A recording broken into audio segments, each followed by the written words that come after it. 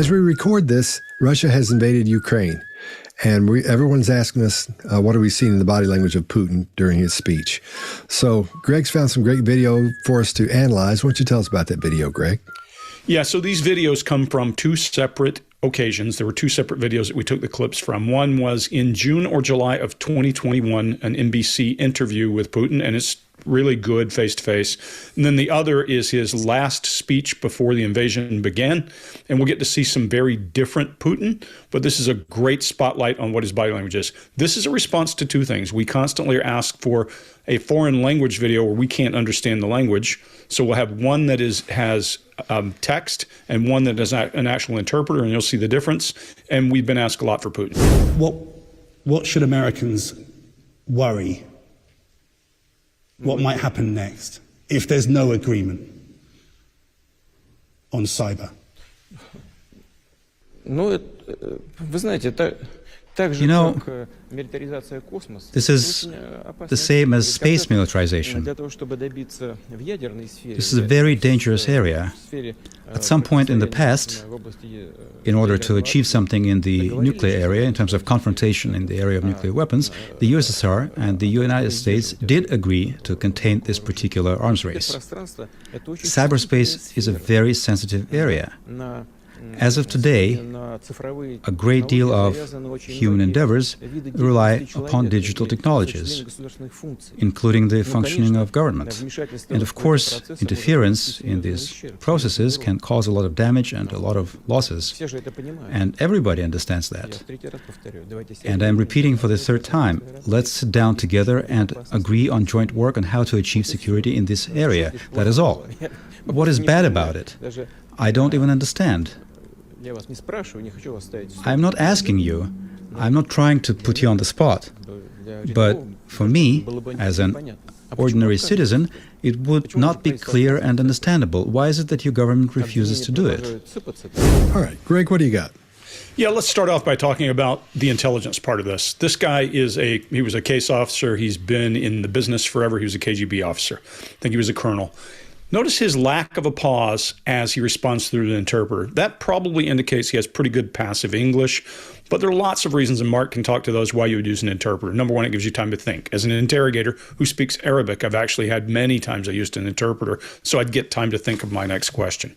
So there's number one. Number two, he does this eye block, and then he does a mini explosive breath and catches it with a stop. That indicates frustration with a question. He does a wrinkled brow, and he emphasizes frustration and irritation intentionally, probably, as he drives home his point. As he emphasizes most things that he's positive about or that fulfill what his needs, he uses his left hand. You'll watch. When he raises his right hand, it's usually a negative thing or some other reason. He'll drive his brow down to make his point, and then he does the concern piece. And my favorite is the one shoulder when he says, "Everybody knows." I'm not trying to beat you up. I love both of those. Mark, what do you got?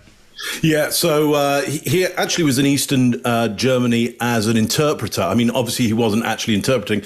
He was an asset there for the KGB. So my guess is he has actually some good language skills across a bunch of different languages. He is buying time with having this interpretation going on here. Where else has he trained? Well, we know as well who he trained in body language with. It was Alan Pease in 1991 when he was deputy mayor of St. Petersburg. Alan went over there to get him and others in the Kremlin to be a little kind of lighter, a little less aggressive, a little less like the kind of the shoe hammering Russian autocrat. So Alan helped Putin be more likable. And so I think we're getting some of that work coming across as well. What do we see here? So he leans to one side. It's pretty casual, isn't it? Or the idea of him being casual. He shifts positions to where he's talking about dangerous area and this idea of militarization. We have some looks for approval on let's sit down together. Those looks of approval are totally out of character for somebody who has been KBG trained.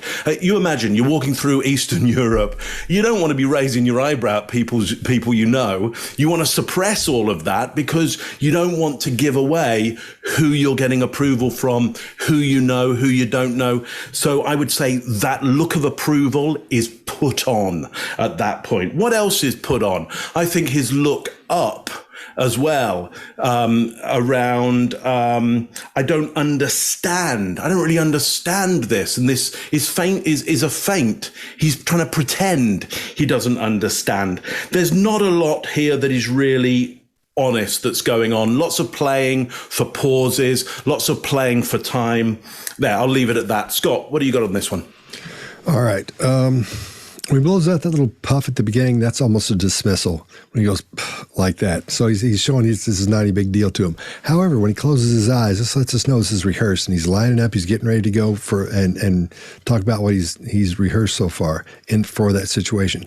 When he leans on his left, that's sort of his baseline for letting go of the stuff that's really important, the things that he's made up his mind about and that he's serious about. The things on his right hand, like Greg was saying, those are the more not negative in this case, as negative as because I'm saying from his point of view, to us things are negative, but for him it's negative on that side, but the other ones are positive for him on his left side lean. In other words, we see that posture shift, and he's getting ready to get into the deeper details at that point. Usually when you see that, they're taking a little bit of time to think, and they're getting ready to give you that new information or get into the details of something. We see that foot raise going up and down his chair as he goes back and forth. That's part of his baseline. He's done that for years. We've seen that forever. He's got those legs spread out and his hands like this, and those feet are going back and forth. I believe we talked about him once before, and the same thing came up there. I talked about his right hand illustrating for it really open when he's talking about those things.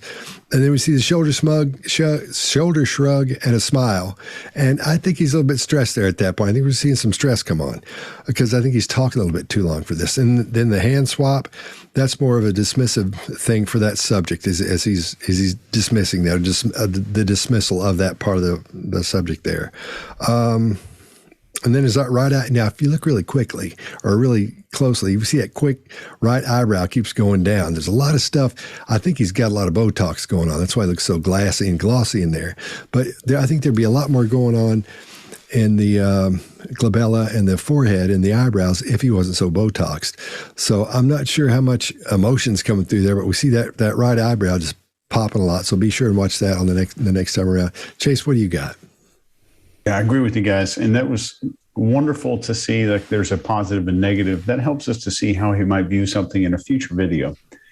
We see an incredible rise in blink rate here.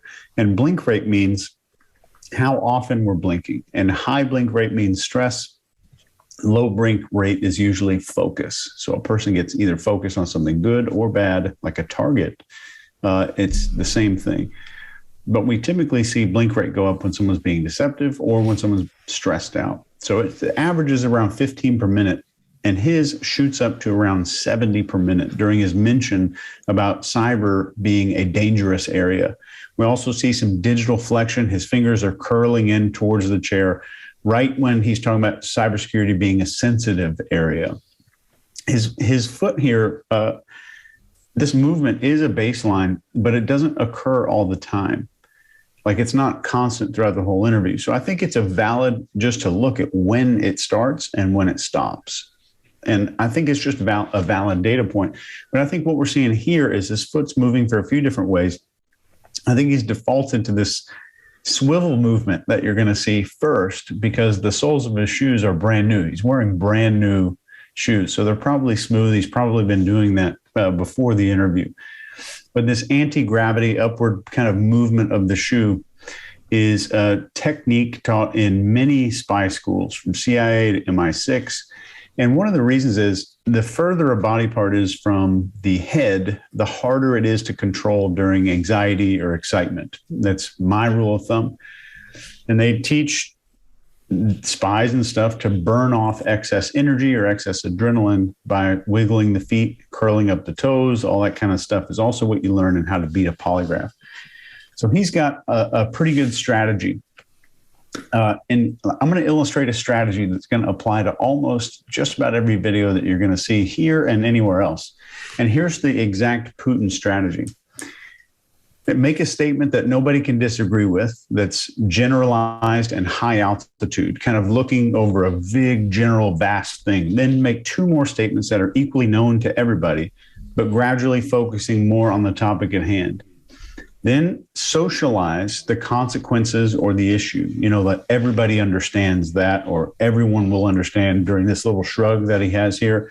And Putin's more likely to do these little shrugs for agreement, to show that people agree with this. So Putin's next step is discussing simple actions and make the criticism of those simple actions laughable. And finally, he wants to show how he's been victimized, or Russia has been victimized, and then question. He always uses questions, and he doesn't use questions to make you answer them. He uses questions to drive your focus. Asking any human being questions will drive focus. Questions always drive focus. So he gets you agreeing with him in the beginning, then starting to narrow down, then making the opponents laughable, and then drives where you focus on after that by using very targeted questions. And you're going to see that a whole lot here coming up. So there's some other stuff with psychology that we're going to be talking about in just a few minutes that I think is fascinating, but that's all I got on this one. Hey, a couple of points to make, guys. Culture matters. So in some cases, we're going to see some things that are cultural, but he's keenly aware of the Western culture and knows what he's doing. Choice of words matter, and we can't tell his choice of words. So we're working off of what we can see. We're working off of body language, and we may miss something cultural. For example, when you pronounce a certain word, your mouth may move a certain way. But what we do know is the mechanics of the trade he came from. So we can see a lot of that in here as well. What should Americans worry? What might happen next if there's no agreement on cyber?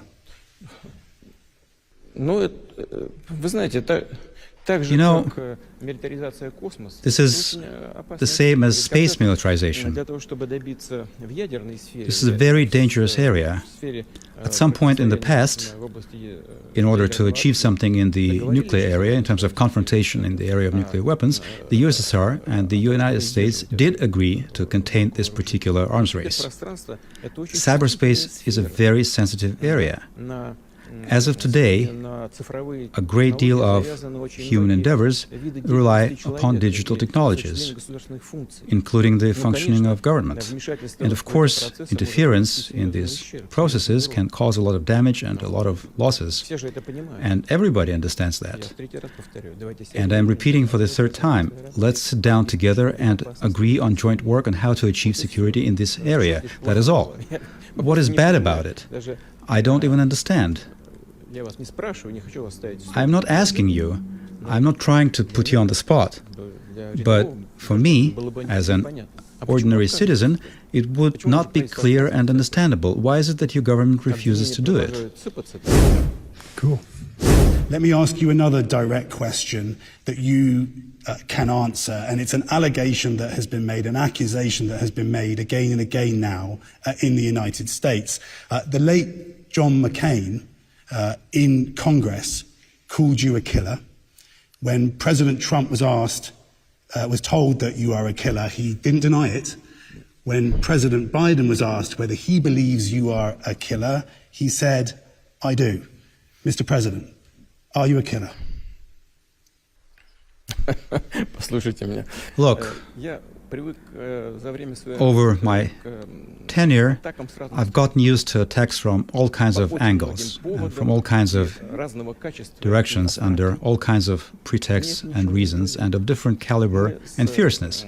And none of it surprises me. People with whom I work and with whom I argue on the international arena, we're not bride and groom. We don't swear everlasting love and friendship. We are partners, and in some areas, we are rivals.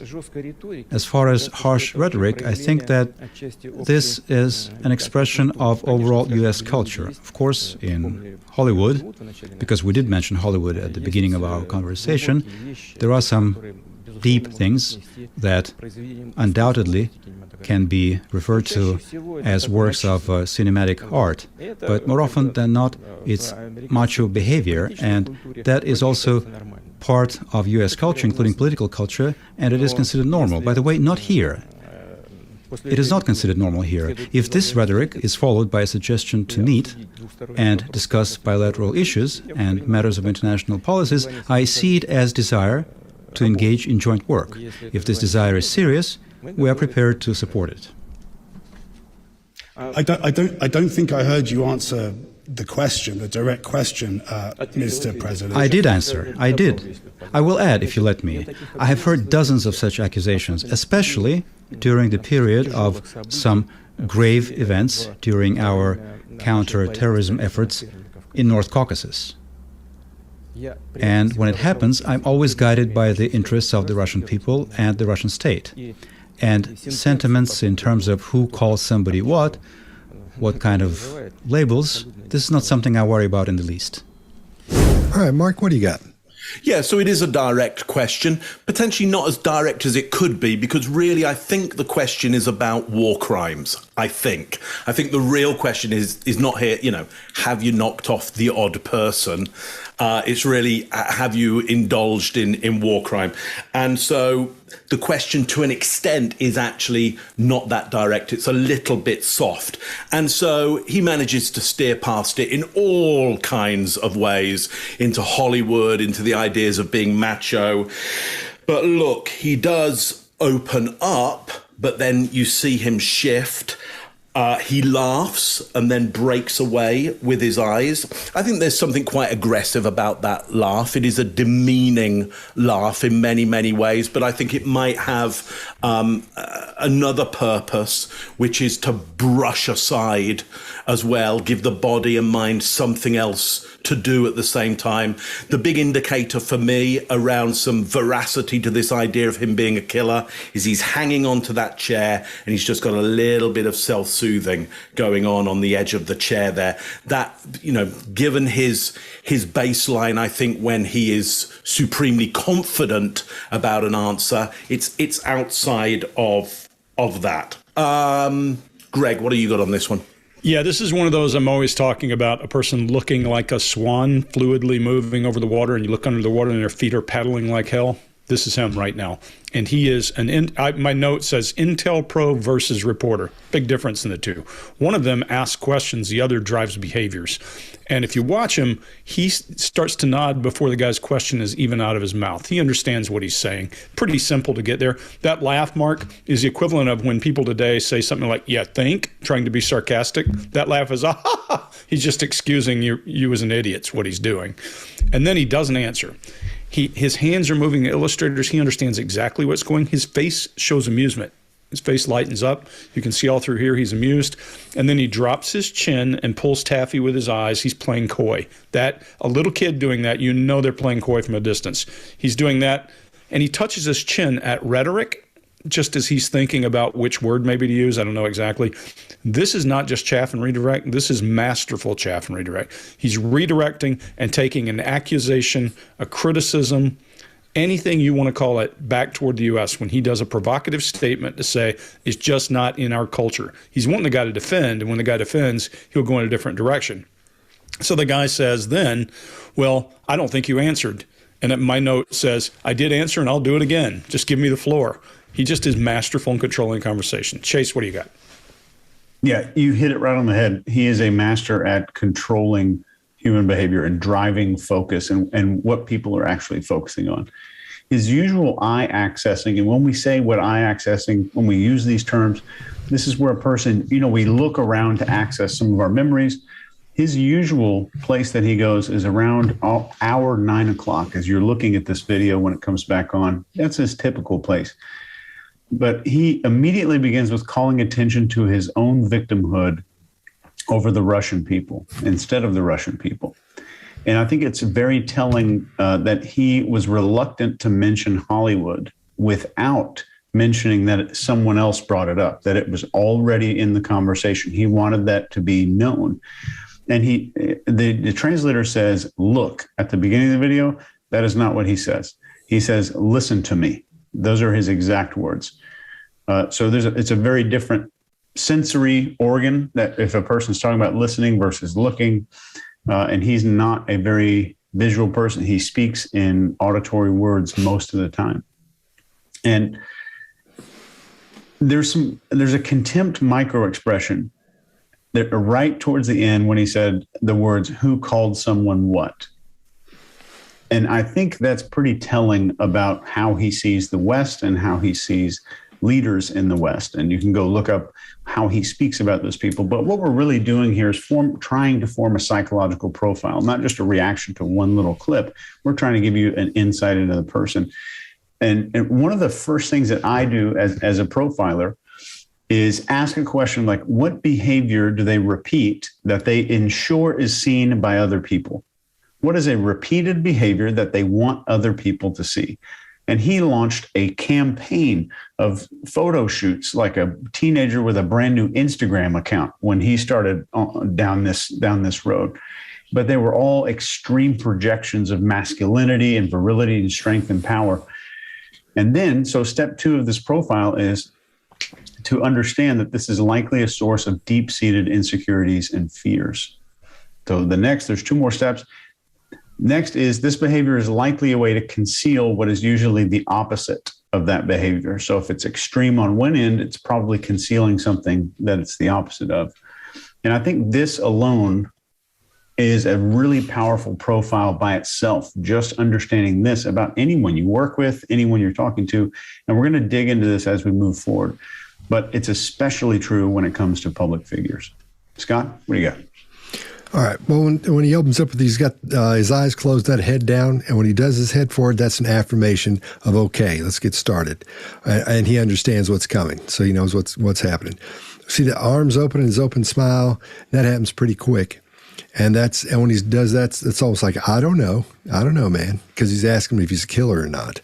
So he's like, I don't know, or I'm not aware of that, or I don't know. So like it's almost like a little badge he's giving him there. He's approaching it that way. Then he says, after you're a killer. Or after he says, are you a killer? We see lots of brow movement in there, even surprise going up. I think that's all fake. We see a lot of fake in here, like Mark was talking about earlier. We see that little wave, and then his thumb comes up and touches his mouth at that point. That's another fake thing, showing he's trying to go into this depth of thought that he's getting ready to start talking about something he's really thought a lot about, and it has a lot of meaning for him. I think that's fake as well. And then his gaze goes away from the interviewer. He's looking over here, talking a lot, because he doesn't want to be interrupted. He's letting this thing go, so he doesn't have that connection where the guy can go like this to stop him. That's what it looks like to me anyway. We see that the large hand illustrator was talking about the differences in the culture there. When he talks about culture, his whole thing is everything he talks about in all these videos, just about every one of them, he's posing the U.S. against Russia. Every time, everything is just bad. How the U.S. is doing this, but they're just trying to do this, and the U.S. is being aggressive, but they're just trying to do that. So it's really something to pay attention to here, because it's really setting up what we're going to see in the second group of videos. Again, the foot tapping, that's another part of his baseline. He does that all the time. That's just helping him keep, like Chase was saying earlier, I'm sure it's helping him stay relaxed, and he just does that quite often. When he says you didn't answer the question, his cadence speeds up. It's a lot quicker, but he gets a lot quieter. Now, when he's doing that, that's when he backs up just a little bit. He's trying to escape from this, but there's no way out, because he's trying to think of what the answer he needs to give. So it sounds like a correct answer to his question, which he really doesn't give. And we see a lot of movement in that left eyebrow, with his head tucked, like Greg was talking about. And these are, in this case, those are sort of defensive cues, because at that point he's sort of in the corner, and he has to come out swinging with this supposedly correct answer to the question that he was given. Let me ask you another direct question that you can answer, and it's an allegation that has been made, an accusation that has been made again and again now in the United States. The late John McCain in Congress called you a killer. When President Trump was told that you are a killer, he didn't deny it. When President Biden was asked whether he believes you are a killer, he said, I do. Mr. President, are you a killer? Look, Over my tenure, I've gotten used to attacks from all kinds of angles, and from all kinds of directions, under all kinds of pretexts and reasons, and of different caliber and fierceness. And none of it surprises me. People with whom I work and with whom I argue on the international arena, we're not bride and groom. We don't swear everlasting love and friendship. We are partners, and in some areas, we are rivals. As far as harsh rhetoric, I think that this is an expression of overall U.S. culture. Of course, in Hollywood, because we did mention Hollywood at the beginning of our conversation, there are some deep things that undoubtedly can be referred to as works of cinematic art. But more often than not, it's macho behavior, and that is also part of U.S. culture, including political culture, and it is considered normal. By the way, not here. It is not considered normal here. If this rhetoric is followed by a suggestion to meet and discuss bilateral issues and matters of international policies, I see it as desire to engage in joint work. If this desire is serious, we are prepared to support it. I don't think I heard you answer the question, the direct question, Mr. President. I did answer. I did. I will add, if you let me. I have heard dozens of such accusations, especially during the period of some grave events during our counter-terrorism efforts in North Caucasus. And when it happens, I'm always guided by the interests of the Russian people and the Russian state. And sentiments in terms of who calls somebody what kind of labels, this is not something I worry about in the least. All right. We good? All right. In the case of neighboring Ukraine, earlier this year, the European Union said you had more than 100,000 troops on the Ukrainian border. Was that an attempt to get Washington's attention?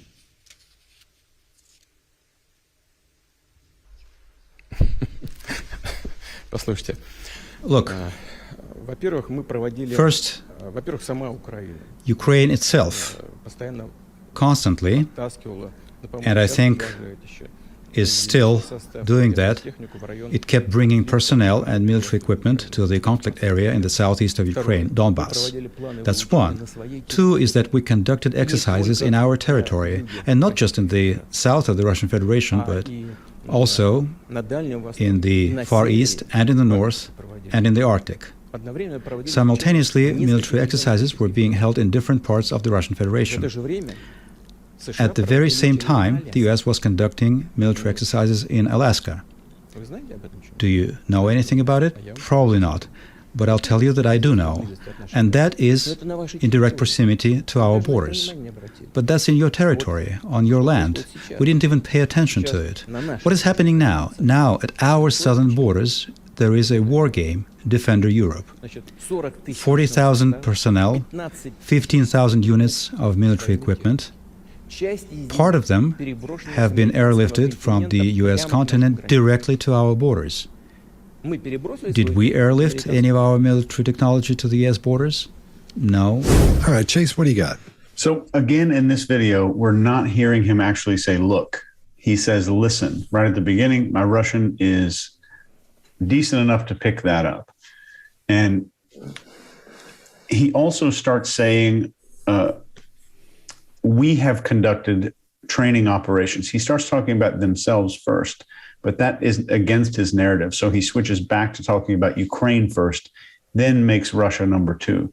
He wants to say someone else did it. Why can't I do it? Jimmy got the toy. I need to get a toy. And that's the way he typically does this. But he accidentally started talking about Russia first. There's more 3 o'clock eye accessing for his 3 o'clock. For his iHome, right at the start, there's hand slapping down right when he's mentioning Ukraine. He does it twice, this hand coming down. I think that is really interesting because I've never seen him. I've analyzed a lot of his speeches. I've never seen him do that when talking about the Ukraine or I think anything. But as he describes the exercises Ukraine is doing in Donbas, his blink rate triples. And this is a really powerful indication of stress from I think the issue, I don't think it's stress about Ukraine, but stress about the fact that another country can encroach on his territory and he gets to feel slighted. And even more than that, he gets to feel slighted in public. When he was a kid, this is on record, even a teacher reprimanding him in front of his friends, he would go into this wild outrage and outbursts of anger and almost vengeance. So he's known for this. But everything that we're hearing here is fact, fact, fact, and fact.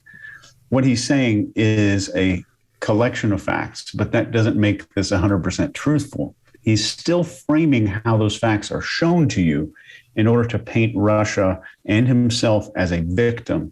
And he's earned the title in some intelligence circles as the wound collector.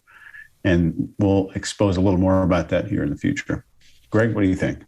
Yeah, let's first start by talking about propaganda. All propaganda is holding up a mirror that you can see what you want to see, not what the truth is. And half-truths are masterfully used in propaganda. Spent a lot of my life tied up in Cold War era, so I know that masterful kind of propaganda that the Soviet Union used, and he grew up in that world. Very different from today. All you have to do is stop short of facts. And when people are amused with themselves that they are getting you and they have you on the ropes, it shows in their face. Look in his face. So he starts off by either this language was more complex than he expected, or he's delaying, because we know he picks up on passive English pretty well. Here he delays and he does a little facial expression and then he answers. To your point, Chase, regardless of whether the interpreter, if the interpreter always says look instead of listen, it could be agreed upon with Putin to say, hey, here's the message I want you to say is look. Or it could be that that guy's very visual and he's just saying, I'm putting him on notice. Same thing. It's why, Scott, you talked about when you interrogated through an interpreter, I always say exactly what that guy says. I want to hear exactly what he says, because you lose something otherwise. So he comes out of there with that amused smile, but it's not genuine. There's no eye engagement. So this is kind of the prey smile, the ha ha ha, I got you now.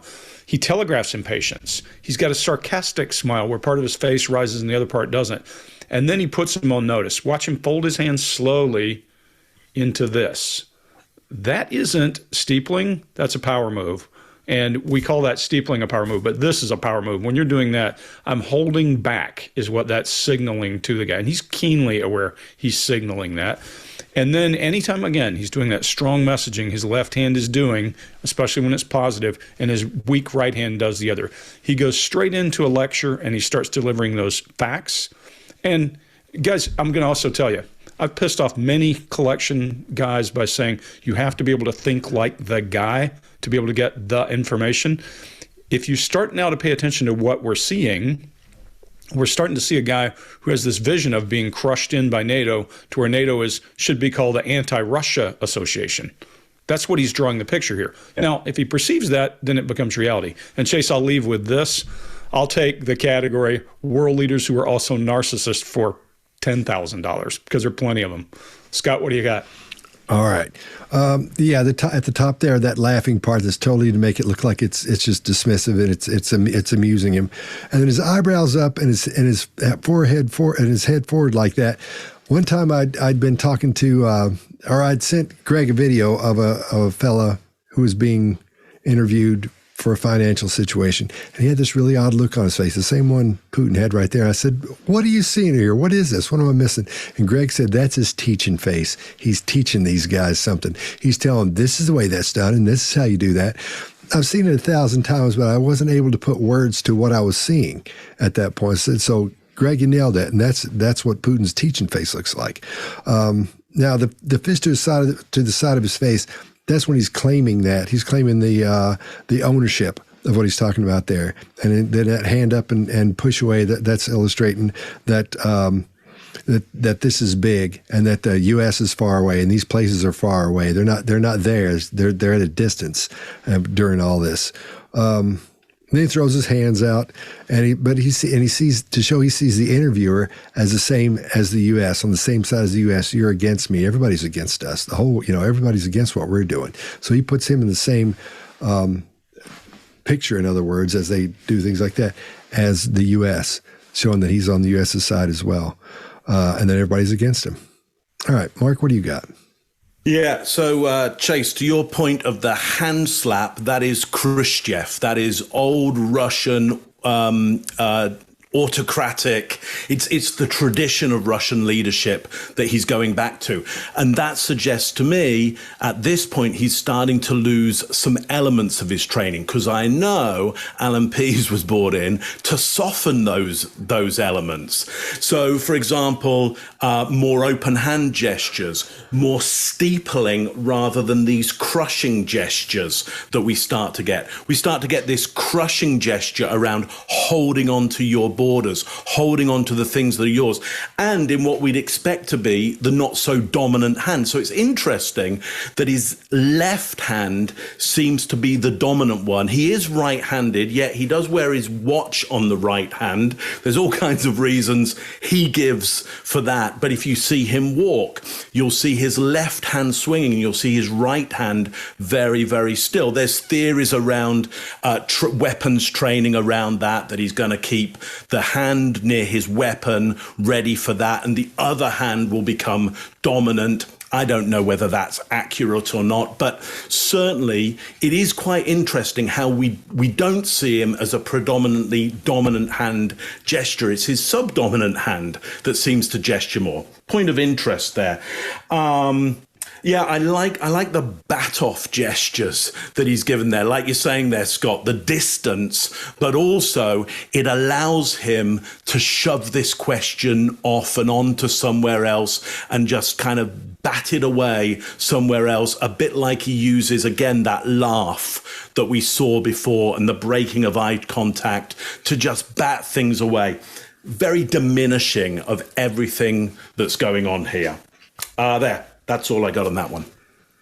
All right. One thing, let me add something to that arm swinging stuff, Mark. The studies now show that if you don't have the even arm swing back and forth, that's a key to a lot of those people end up getting into dementia later on in life. So he's older now, and that may be, I'm not saying he has dementia at all. I'm just pointing out that's one study that we know about that, whether it has anything to do with what you're talking about or not. I don't know. I'm not going to lean into it, pretend it does when it doesn't. What are you going to say, Greg? Usually military guys always move their arms the same because we hold our hands a certain way. All that stuff is so wired in our brains. 9 to the front, 6 to the rear. We all know how that works, right? And that's how you can spot those guys, Greg, at a distance, at the airport, at the mall, walking around downtown when you see that gate like that. Yep. So anyway, just throwing that in. In the case of neighbouring Ukraine, earlier this year, the European Union said you had more than 100,000 troops on the Ukrainian border.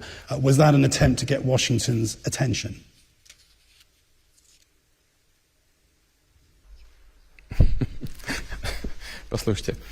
Look, first, Ukraine itself constantly, and I think is still doing that. It kept bringing personnel and military equipment to the conflict area in the southeast of Ukraine, Donbas. That's one. Two is that we conducted exercises in our territory, and not just in the south of the Russian Federation, but also in the Far East and in the North and in the Arctic. Simultaneously, military exercises were being held in different parts of the Russian Federation. At the very same time, the U.S. was conducting military exercises in Alaska. Do you know anything about it? Probably not. But I'll tell you that I do know. And that is in direct proximity to our borders. But that's in your territory, on your land. We didn't even pay attention to it. What is happening now? Now, at our southern borders, there is a war game, Defender Europe. 40,000 personnel, 15,000 units of military equipment. Part of them have been airlifted from the U.S. continent directly to our borders. Did we airlift any of our military technology to the U.S. borders? No. Do you worry that your opposition to NATO has actually strengthened it? For 6 years, NATO has spent more on defense. That's some defense. some defense. During the USSR era, Gorbachev, who is still, thank God, with us, you can ask him, got a promise, a verbal promise. However, it was a promise that there would be NATO expansion to the east. Where are those promises? 2 waves of expansion. Where is that written down? Where is that promise written down? Да-да-да. Вы молодец. Right. Well done. Correct. You've got a point. Nya. Got you good. Надо все закреплять на бумаге. Well, congratulations. Of course, everything should be sealed and written on paper. But what was the point of expanding NATO to the east and bringing this infrastructure to our borders? And all of this before saying that we're the ones who have been acting aggressively? Why? On what basis? Did Russia, after the USSR collapsed, present any threat to the United States or European countries? We voluntarily withdrew our troops from Eastern Europe, leaving them just on empty land. Our people there, military personnel, lived there for decades in what was not normal conditions, including their children. We went to tremendous expenses. And what did we get in response? We got in response infrastructure next to our borders. And now you're saying that we're threatening to somebody. We're conducting war games on a regular basis, including sometimes surprise military exercises. Why should it worry the NATO partners? I just don't understand this. All right, Greg, what do you got? Yeah, so you'll have to bear with me as I geek out a little bit on interrogator talk here. This guy is an intel pro and you can't miss it. He goes to ridicule and criticism. He does pride and ego down, which is when I start to attack you personally. And then he goes to love of country on this guy, trying to get him to feed back. And then he reframes the argument to get to where he wants. In the very beginning of this interchange, you can see he needs a minute or a moment to think. Watch him drift his eyes down left and touch his mouth or his face. So usually I think of this when a person's doing that. Now, could he be signaling that? Sure, but I don't think he is. I think he's preparing what he's going to do. And then he comes right out of that, after that down left gaze, and starts this approach. He ridicules him. He does the equivalent of har, har, har, ha, ha, ha. Like when I was a young soldier, we'd make fun of people who would do something really stupid. We'd just laugh out loud at them to be funny, but also to make them change the behavior. If they said something that didn't make sense, we would go at them that way. So he starts down that way. He runs those approaches. And then when he actually gets to the point and he ridicules him with the clap, that's something childlike but powerful when a leader of a nation does it to you. So he pushes him. But we're starting to see something that bothers me a lot more. He starts to illustrate with his eyebrows when he's hitting the key points that matter to him. And I'm starting to see something. I see personal extinction, or I see fear of extinction in what he's saying. The message is clear. Now, could he be just saying that? Sure, he could be just saying that, but it sure doesn't appear to be that. It looks genuine. His punctuation is at those same moments, and his face is making the point that you put us in a place where we are in danger, even though we gave you everything. Mark, what do you got? Yeah. So my biggest note here is here he is, because this interviewer, to give credit to the interviewer, has knocked him out of some of his newer training into his older training, which is that KGB training. He's back to some of his first professional training there. So really interesting. So he's flippant at the start. Now, flippant is not glib. He is disrespectful.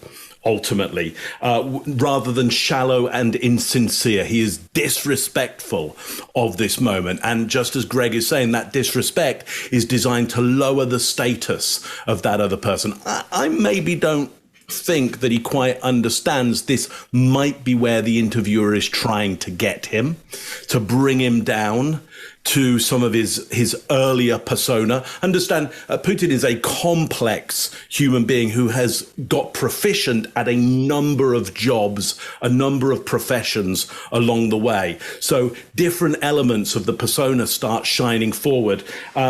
Here we get, after got you good, we do get, I think, the eyes targeting, we get anger, and we get disgust. So again, I say, here he is. Here's something more of the real Putin. Anger, disgust, and targeted eyes. And then we get his gambit, which is an innocent gambit. I don't I don't understand. I don't really understand this. The playing of innocence, but we do see disgust shine through as well in a micro gesture during that. Chase, what do you got on this one? Yeah, I agree with you guys completely. And on top of the innocence, we also see a victim narrative being displayed there. So it might look like there's some hesitation going on in the beginning of this, but keep in mind that the interpreter in his ear is finishing up translating the question. So that might be, I just don't want to get inundated with comments there. Then I'll have to tell a victim story. So there's no hesitation in there. There's so many this reporter is using worrying, and so if you watch the whole video, he uses the word worry so much. I have no idea why. I could not figure it out. But when he's saying NATO spent more on defense, while that is being translated and while he's processing this question before it's answered at all, we see eye avoidance, blink rate increase, and eye flutter and mouth covering. You know, that Greg, you pointed out right away. And when he's saying, where is it written down? He's shaking his head the whole time. He's showing contempt on his face, which we know what contempt looks like, that one-sided smile, which means we're speaking with disdain or feeling disdain about another person. And there's some narrowing of eyes. And that's interesting because provoking this man to this level of focus is pretty hard to do from all the interviews I've seen him do. And there's also anger. You actually see a flash of anger on his face for one moment. Well, there's two moments, but one where it's really powerful is when he's talking about leaving these military families alone. That made him angry. And I think he's feeling maybe for his people. But we go back to the original Putin strategy where there's fact, fact, fact, fact. There's 4 facts in a row. Then there's questions to drive your focus. What did we get in response, and why should it worry NATO? And finally, with the arms swing, there are 2 open source intelligence agency reports written by a government, I'll just say a government, that suggest that there is an onset or early stages of the onset of Parkinson's disease that is at play. And they've been able to kind of confirm this with a bunch of doctors that I'm not a doctor, but these doctors believe that they're witnessing on video the slow progression into the early stages of Parkinson's. So that might explain the arm swing. I'm not an expert. Scott, what do you got? All right. We see the most direct and solid eye contact we've seen up to this point, because this is important because he gets busted there, which we'll get to in just a second. He touches his mouth, like Greg was saying. People do that. He's actually thinking at that point. He's thinking through what's going to come up. His cadence is strong and steady, and his tone is solid. His volume is solid. Everything's good on that end. And then when he says where is that written down? That's when he's busted. Then you see him stick his tongue out. And what usually happens is you'll see when somebody gets busted, they'll go and put their tongue in their teeth like that. But he does it with his lips because he's contained. He's really at this. He's not really contained, but he's trying to contain those outbursts like Mark was talking about earlier. He's been trained to do that. So when he's busted, he's trying to move on like nothing's happened at all. But then he realizes he can't get past that. So he has to admit to it. He has to call it for what it was. Say, yeah, that's what it was. So hopefully it'll go away and won't look like it means much at that point, because what's he going to do? And then he pushes back in his chair and has his chin down. And this shows that that suggests he feels embarrassed about what happened, but he's still trying to make a comeback from that. Now, I agree, Chase. We see several times the anger expression in here. We would see it more because if you'll pay more attention, Chase, not like that, but if you look really closely, you see a lot of play in the glabella and part of the eyebrows. But again, I believe Botox is playing a part in there, so we're not seeing the subtleties we usually see in there because of that. Do you worry that your opposition to NATO has actually strengthened it? For 6 years, NATO has spent more on defense. That's some defense. Some defense. During the USSR era, Gorbachev, who is still, thank God, with us, you can ask him, got a verbal promise. However, it was a promise that there would be NATO expansion to the east. Where are those promises? 2 waves of expansion. Where is that written down? Where is that promise written down? Да-да-да. Вы молодец. Right. Well done. Correct. You've got a point. Ня, got you good. Надо все закреплять на бумаге. Well, congratulations. Of course, everything should be sealed and written on paper. But what was the point of expanding NATO to the east and bringing this infrastructure to our borders? And all of this before saying that we're the ones who have been acting aggressively? Why? On what basis? Did Russia, after the USSR collapsed, present any threat to the United States or European countries? We voluntarily withdrew our troops from Eastern Europe, leaving them just on empty land. Our people there, military personnel, lived there for decades in what was not normal conditions, including their children. We went to tremendous expenses. And what did we get in response? We got in response infrastructure next to our borders. And now you're saying that we're threatening to somebody. We're conducting war games on a regular basis, including sometimes surprise military exercises. Why should it worry the NATO partners? I just don't understand this. All right. We good? Yeah. Smooth. Will you commit now not to send any further Russian troops into Ukrainian sovereign territory? Послушайте меня. Look, did we say that we were planning to send our armed formations anywhere? We conducted war games in our territory. How can this not be clear? I'm saying it again because I want your audience to hear it. I want your listeners to hear it, both on the screens of their television sets and on the internet. We conducted military exercises in our territory. Imagine if we sent our troops into direct proximity to your borders. What would have been your response? We didn't do that. We did it in our territory. You conducted war games in Alaska. God bless you. But you had crossed an ocean, brought thousands of personnel and thousands of units of military equipment close to our borders, and yet you believe that we're acting aggressively, and somehow you're not. Just look at that. Pot calling the kettle black. All right, Mark, what do you got? Yeah, so I don't think he really answers the question, but he does invoke this idea of tit for tat, which when people start taking up arms, tit for tat, you know, I do one thing, they do the other. You ever seen the Laurel and Hardy film, Tit for Tat? Very, very funny.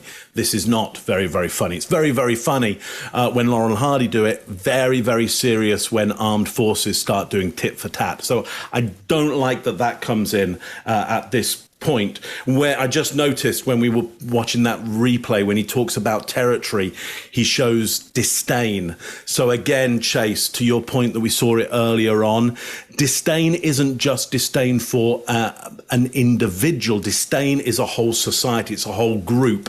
Again, worrying when you start to talk about armed forces, because it's not going to war with an individual. You are going to war with that whole group. You don't have a problem with one person. You got a whole problem with a group of people. So this is setting up for what is to come later on.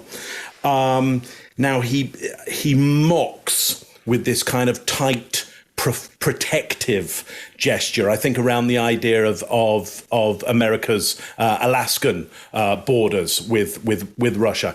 It is mocking, it is flippant again, and disrespectful. And then we have this tilt of the head at the end and the kind of movement of the mouth at the end. Again, soft gestures that I certainly know Alan Pease was responsible for helping him with, to be just a little bit softer. But that really is a regulator at the end to go, you know what, job done. I've mocked you, job done, point scored on that one. Greg, what do you got on this? I'll be pretty short on this one. This is how he lies. When you are taught to resist interrogation, you're taught not to outright lie because you'll get caught. I mean, we're good at catching lies. What we're not good at is dealing with the person who avoids answering the question. And that's what he does effectively. He does what I would call parallel conversation. So if you ask me a question about driving too fast, Scott, Greg, do you drive too fast? Have you seen my old truck, the one that I bought last year to drive down the farm? I'm going to bring up something that's related, so it sounds like we're talking about the same thing. Then I'm going to go down the thing, and then I'm going to tell you that Georgia's speed limits are unreasonable. And if they would just change them, I would never get another speeding ticket. He just did parallel conversation, which means he doesn't have to answer the question. Still sounds like he's in the ballpark, and he's talking. And I agree with you, that's mocking. I see disdain as well when he's talking about territory. And he has a logical argument. The logical argument is what makes him capable of redirecting the conversation. This is a beautiful job of redirecting and still not answering. Chase, what do you got? If everything is true that he said here, which all those things are true, and if that were the whole picture, I would be in 100% agreement with Putin. He frames this like a master. And I think I'm going to go out on a limb here. I think the interviewer is a good person. The interviewer is probably extremely sharp and intelligent, but it's absolutely no match for this level of training and this level of polish that this person has. Imagine going from like Jason Bourne to being in the White House. You'd outperform a lot of people. And I think that's what we're seeing here, the way he masterfully weaves this. Putin uses even deeper levels of his methods here. He gets us to agree with him that we're watching this on a screen and we're watching it on the internet. He automatically gets us to say, oh, wow, he's saying something that's happening to me right now.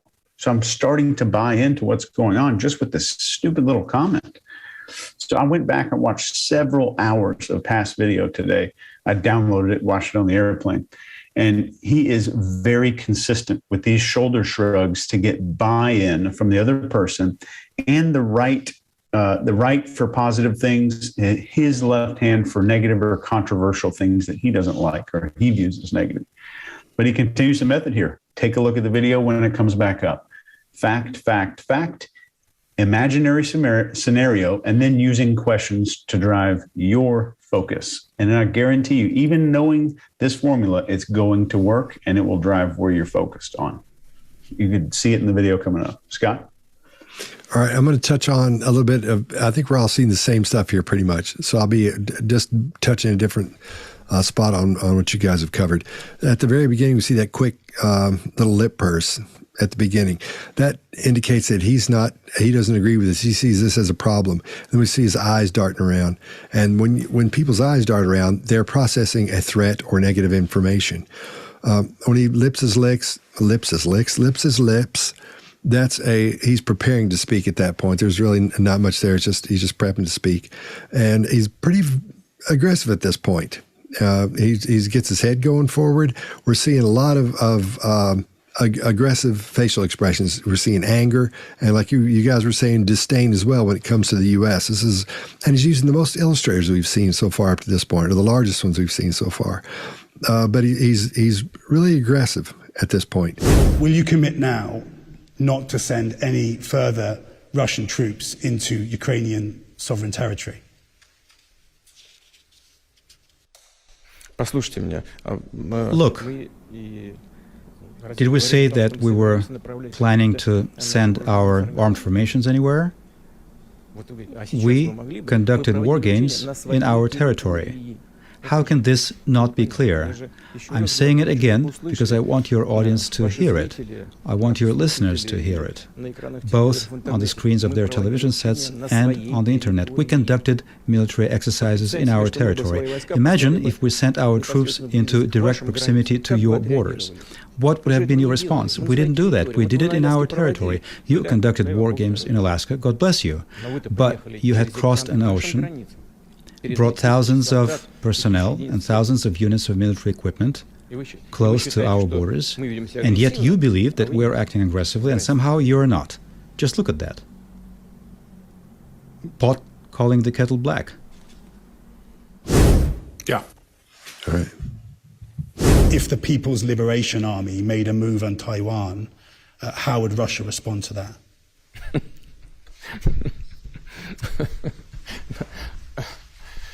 Are you aware of China's plans to militarily solve the Taiwan problem? I don't know anything about that. As we frequently say, politics do not require the subjunctive mood. The subjunctive mood is inappropriate in politics. There is no could be and would be in politics. I cannot comment on anything that is not a current reality of the modern world. Please bear with me. Don't be upset with me. But I think that this is a question about nothing. This is not happening. Has China stated that it intends to solve the Taiwan problem militarily? It hasn't happened so far. For many years, China has been developing its relationship with Taiwan.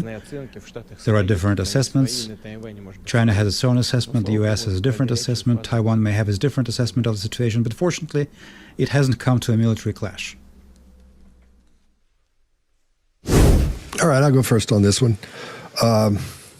This is bad because he's familiar with this question and he's prepped for it. He's ready for it as he gets into it. He laughs and he sits up and closes his jacket. These are adapters and barriers writ large on this. He says, I don't know anything. When he refers to Taiwan as a problem, that's a big red flag. Because when he says, are you aware of Taiwan being a problem? That's a huge red flag there.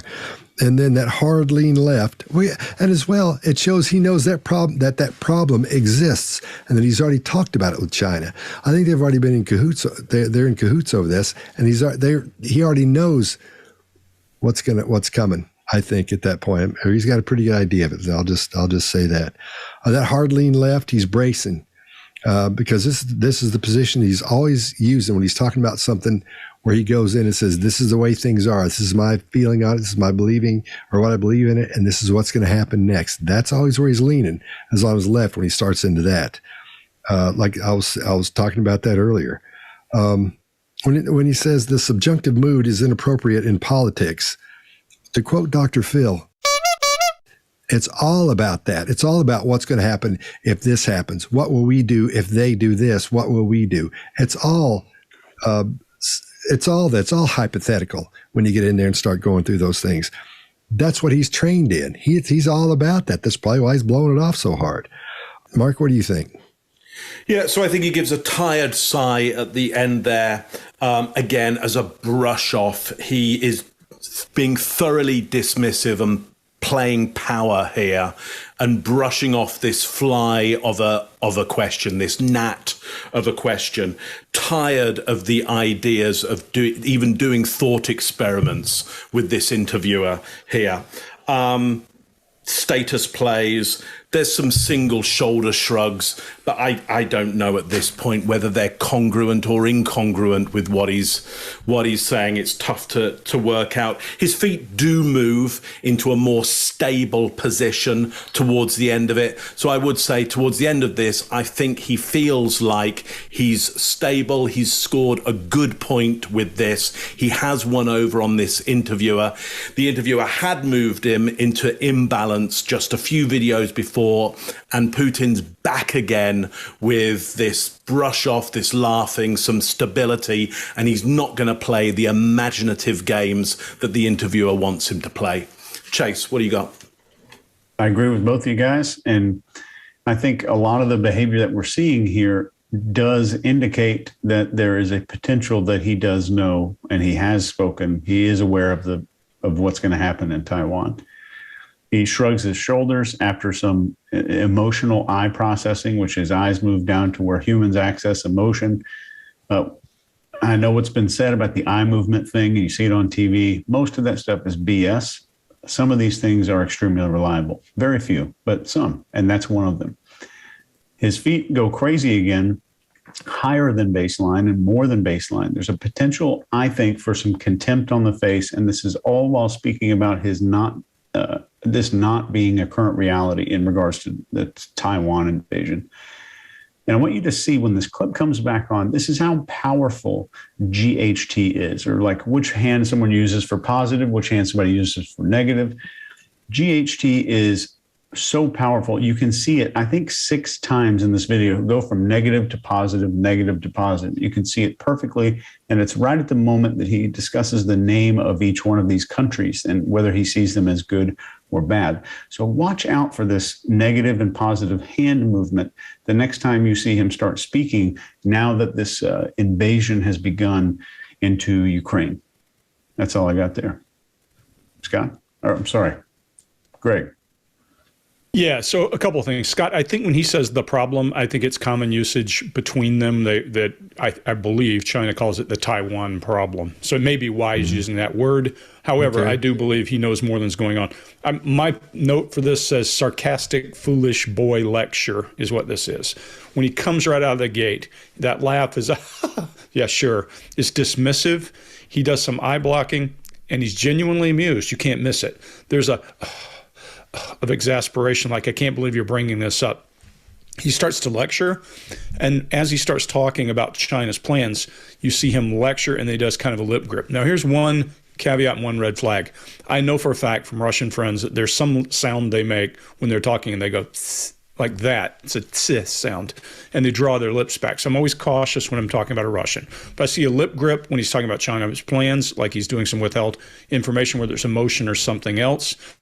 I also see him lecturing him with sarcasm in his face and telling him exactly how things are because he doesn't know. And Chase, I agree with you. He's masterful at using his shoulders at the right time. This to me feels like, yeah, he probably knows.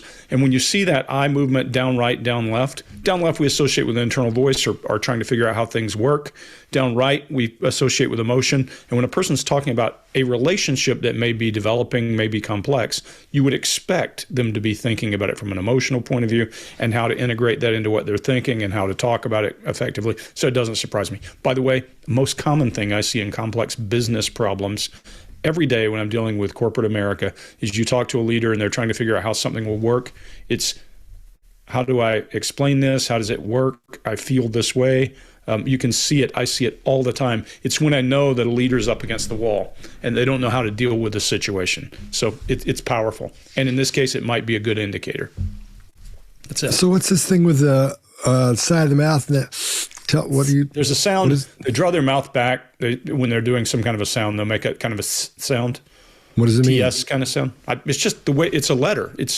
Remember, all languages have sounds that others don't. Arabic has a single sound called dod, and no other language has it. So some languages have odd sounds, others don't. I think Greek has that too. So I see it when Tina says it. I thought I was missing something at that point. No. If the People's Liberation Army made a move on Taiwan, how would Russia respond to that?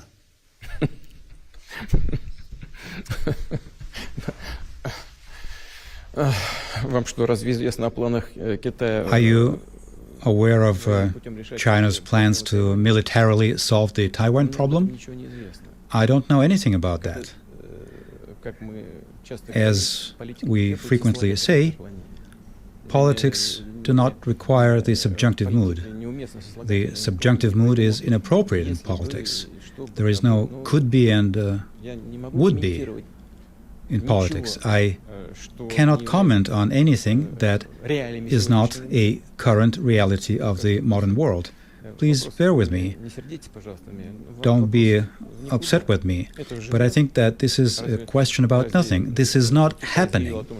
Has China stated that it intends to solve the Taiwan problem militarily? It hasn't happened so far. For many years, China has been developing its relationship with Taiwan. There are different assessments. China has its own assessment, the US has a different assessment, Taiwan may have its different assessment of the situation, but fortunately, it hasn't come to a military clash.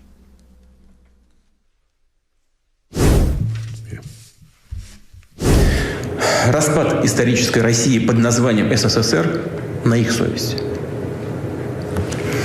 Несмотря на все эти несправедливости, обман и откровенный грабеж России, наш народ, именно народ, признал новые геополитические реалии, возникшие после распада СССР, признал новые независимые государства. И не только признал. Россия сама, находясь тогда в труднейшем положении, помогала партнерам по СНГ. В том числе украинским коллегам, от которых прямо с момента провозглашения независимости стали поступать многочисленные запросы о материальной поддержке. И наша страна оказывала такую поддержку с уважением к достоинству и суверенитету Украины. По экспертным оценкам, которые подтверждаются простым подсчетом цен на наши энергоносители, объемов льготных кредитов, экономических и торговых преференций, которые Россия предоставляла Украине, общая выгода для украинского бюджета на период с 1991 по 2013 годы составила порядка 250 миллиардов долларов. Но и это далеко не все. К концу 1991 года долговые обязательства СССР перед иностранными государствами и международными фондами составляли порядка 100 миллиардов долларов.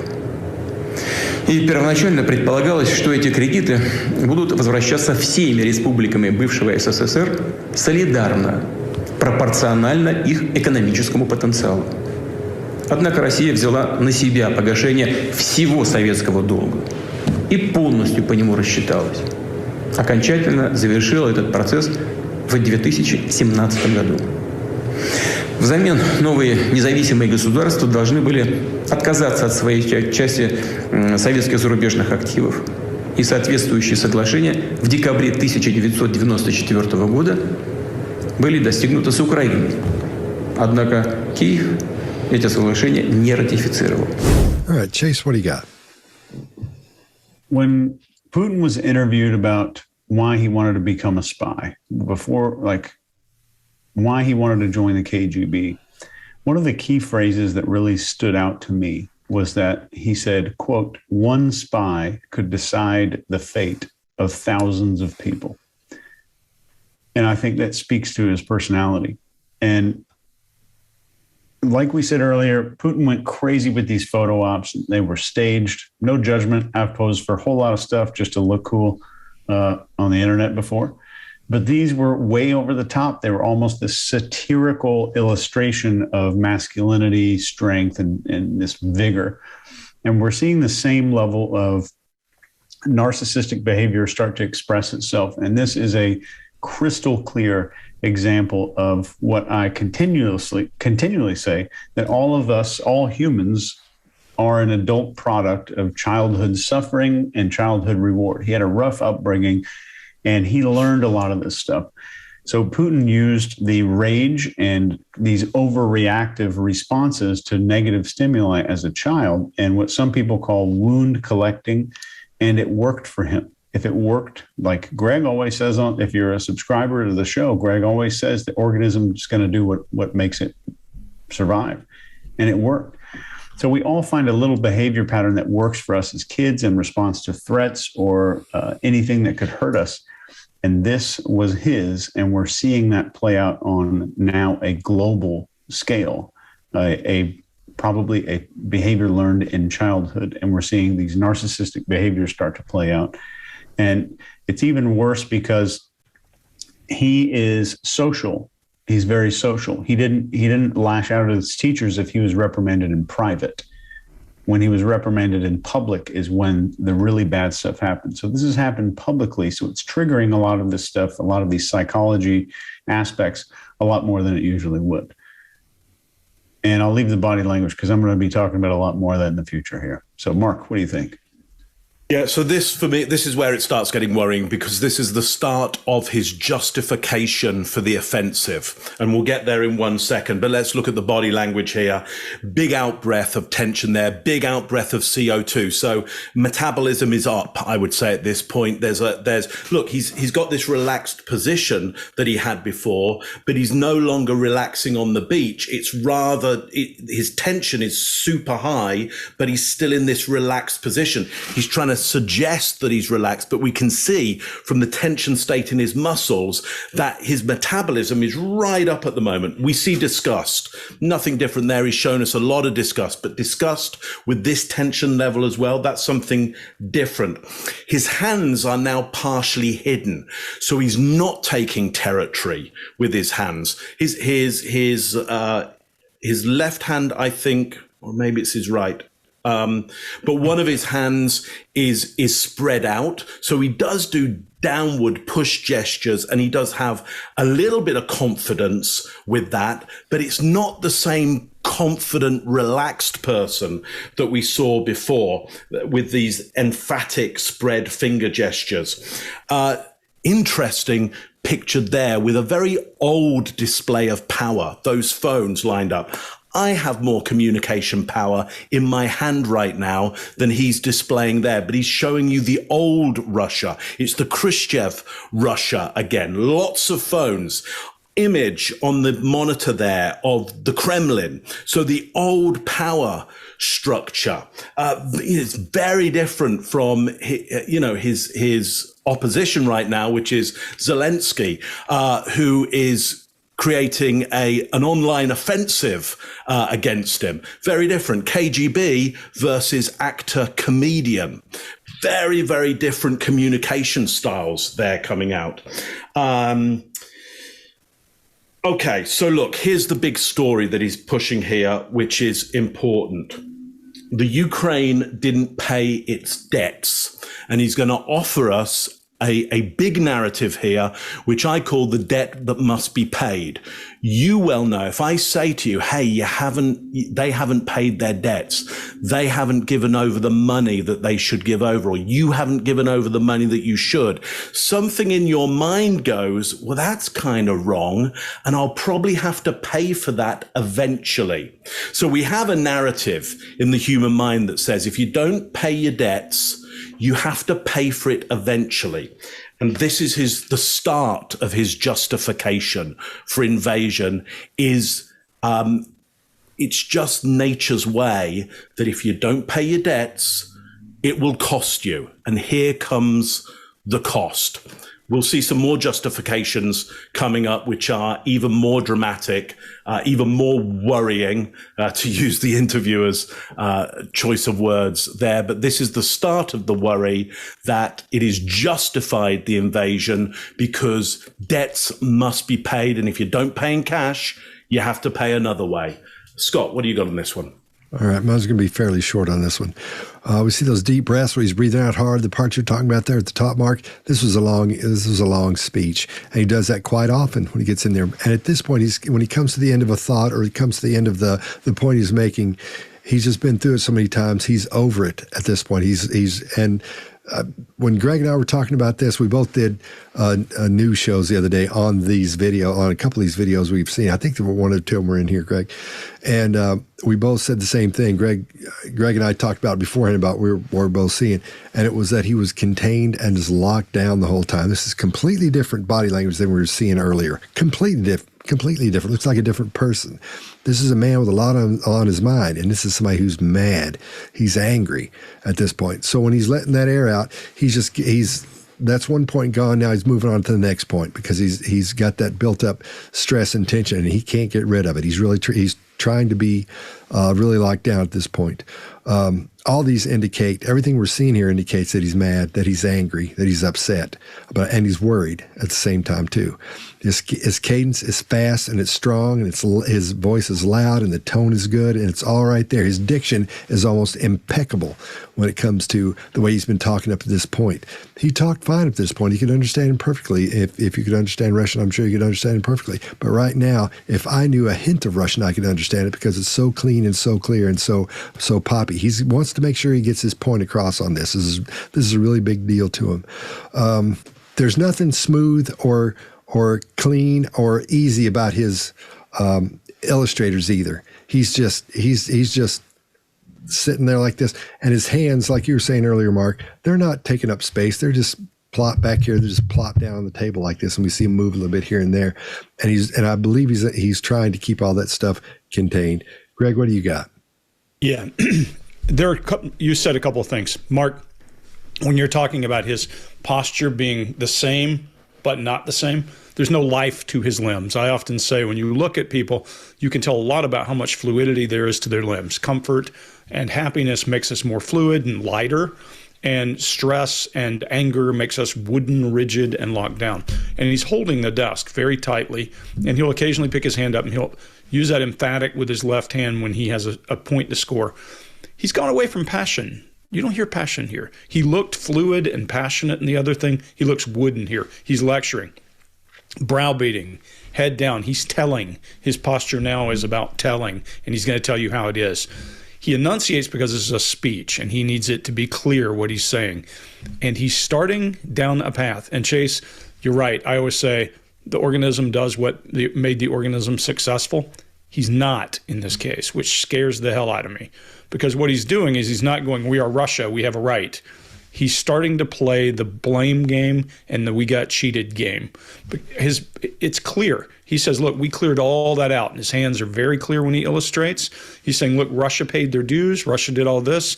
His illustrators are clear. But then he's using, unlike Russians typically, to your point, Mark, maybe it's Alan got through to them, but at the same time, that pounding the desk was, we will bury you. We have the right. Every Russian leader has said, we are Russia. We have the right. All of them, he's not. He's starting to say we got cheated and we're going to do it because we got cheated. That's new for him. That scares me a little bit. Распад исторической России под названием СССР на их совести. Несмотря на все эти несправедливости, обман и откровенный грабеж России, наш народ, именно народ, признал новые геополитические реалии, возникшие после распада СССР, признал новые независимые государства. И не только признал. Россия сама, находясь тогда в труднейшем положении, помогала партнерам по СНГ. В том числе украинским коллегам, от которых прямо с момента провозглашения независимости стали поступать многочисленные запросы о материальной поддержке. И наша страна оказывала такую поддержку с уважением к достоинству и суверенитету Украины. По экспертным оценкам, которые подтверждаются простым подсчетом цен на наши энергоносители, объемов льготных кредитов, экономических и торговых преференций, которые Россия предоставляла Украине, общая выгода для украинского бюджета на период с 1991 по 2013 годы составила порядка $250 миллиардов. Но и это далеко не все. К концу 1991 года долговые обязательства СССР перед иностранными государствами и международными фондами составляли порядка $100 миллиардов. И первоначально предполагалось, что эти кредиты будут возвращаться всеми республиками бывшего СССР солидарно, пропорционально их экономическому потенциалу. Однако Россия взяла на себя погашение всего советского долга и полностью по нему рассчиталась. Окончательно завершила этот процесс в 2017 году. Взамен новые независимые государства должны были отказаться от своей части советских зарубежных активов. И соответствующие соглашения в декабре 1994 года были достигнуты с Украиной. Однако Киев эти соглашения не ратифицировал. Вместо партнерства стало превалировать иждивенчество, которое со стороны киевских официальных властей подчас приобретало абсолютно бесцеремонный характер. Достаточно вспомнить перманентный шантаж в сфере энергетического транзита и банальное воровство газа. Добавлю, что в Киеве пытались использовать диалог с Россией как предлог для торга с Западом, шантажировали его сближением с Москвой, выбивая для себя преференции. Но в противном случае будет расти российское влияние на Украине. При этом украинские власти изначально, хочу это подчеркнуть, именно с первых шагов стали строить свою государственность на отрицании всего, что нас объединяет. Стремились исковеркать сознание, историческую память миллионов людей, целых поколений, живущих на Украине. Неудивительно, что украинское общество столкнулось с ростом крайнего национализма, который быстро приобрел форму агрессивной русофобии и неонацизма. Отсюда и участие украинских националистов и неонацистов в бандах террористов на Северном Кавказе. Все громче звучащие территориальные претензии к России. Свою роль сыграли и внешние силы, которые с помощью разветвленной сети НКО и спецслужб выращивали на Украине свою клиентуру и продвигали ее представителей во власть.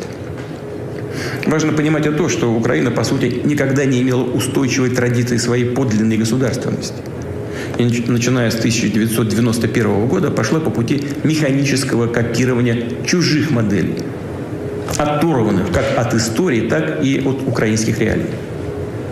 Политические и государственные институты постоянно перекраивались в угоду быстро сформировавшихся кланов с их собственными корыстными интересами, не имеющими ничего общего с интересами народа Украины. All right, Mark, what do you got? Yep. So here is where the justification offensive really starts. I'm just going to focus on the words. Now, I don't know how accurate the words are in this translation. So either it's worse than I think or it might be better than I think. But let me tell you what I've got. So here's how he's framing Ukraine. Parasitic. So it dehumanizes. They're not human. Brash, so that's subhuman, uncivilized. Blackmail, they're criminal. Cultural manipulation, so they're uncultured. Mental distortion of the populace, so there is a collective madness. Nationalist, and so they're separate. Aggressive, and so they're angry. Russophobic, neo-Nazi, so that is just racist. Okay, which is interesting because they have a Jewish president right now. And then he ends with terrorist. And so, that's mainly just all of the above. He then continues with territorial. They have no authority. They're unstable. They're mindless. They're separatist. That's a lot of propaganda 101 in a very short space of time. 101 probably meaning, the first lesson in it and the worst room you could possibly be in. So it's unfortunately a massive red flag for a setup of a destruction of a nation. This is exactly what you do in order to justify when you're going to go into a country and justify to your people why this people are going to get destroyed. Extremely worrying on this one. Greg, what do you got on it? Yeah, so a true believer does not know that they're not telling the truth because to them it is the truth. That's the first thing to remember.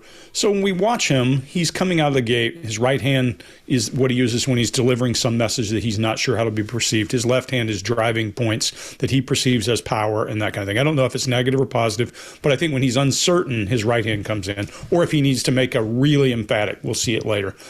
It's interesting to listen to his cadence. You don't have to be able to speak his language. I say this all the time. I grew up in a world where people speak many different languages in my Army career. And even in my own personal life with my in-laws, I'm like a dog in the room. I understand every fifth word. I'm like, whatever they say, I'll pick up on. So if you pay attention, you'll hear the smooth cadence as he gets up to Ukrainian nationalist, and then a pause and concern and his face wrench when he says neo-Nazis. Really interesting. And then once more, his face does that same wrenching when he says territorial claims, loud territorial claims. Now, whether that's because he believes that, doesn't believe it, and he's saying it, who knows? Something is different in his baseline there. He does say this has nothing to do with Ukraine's interest, and he does a lip retraction, pulls his lip back in his mouth. I think there he's asking for approval, whether we see it or not. And when he talks about this blackmail piece, you see strong disgust in his face. So what is he convinced of? What is he trying to convince others of? Let's pay attention and see when he's using his right hand, when he's using his left, and what his signaling is. But I'm with you, Mark. He's clearly trying to sell, hey, there's a whole bunch of really bad people living next door. I'm going to go over and burn the house down tomorrow.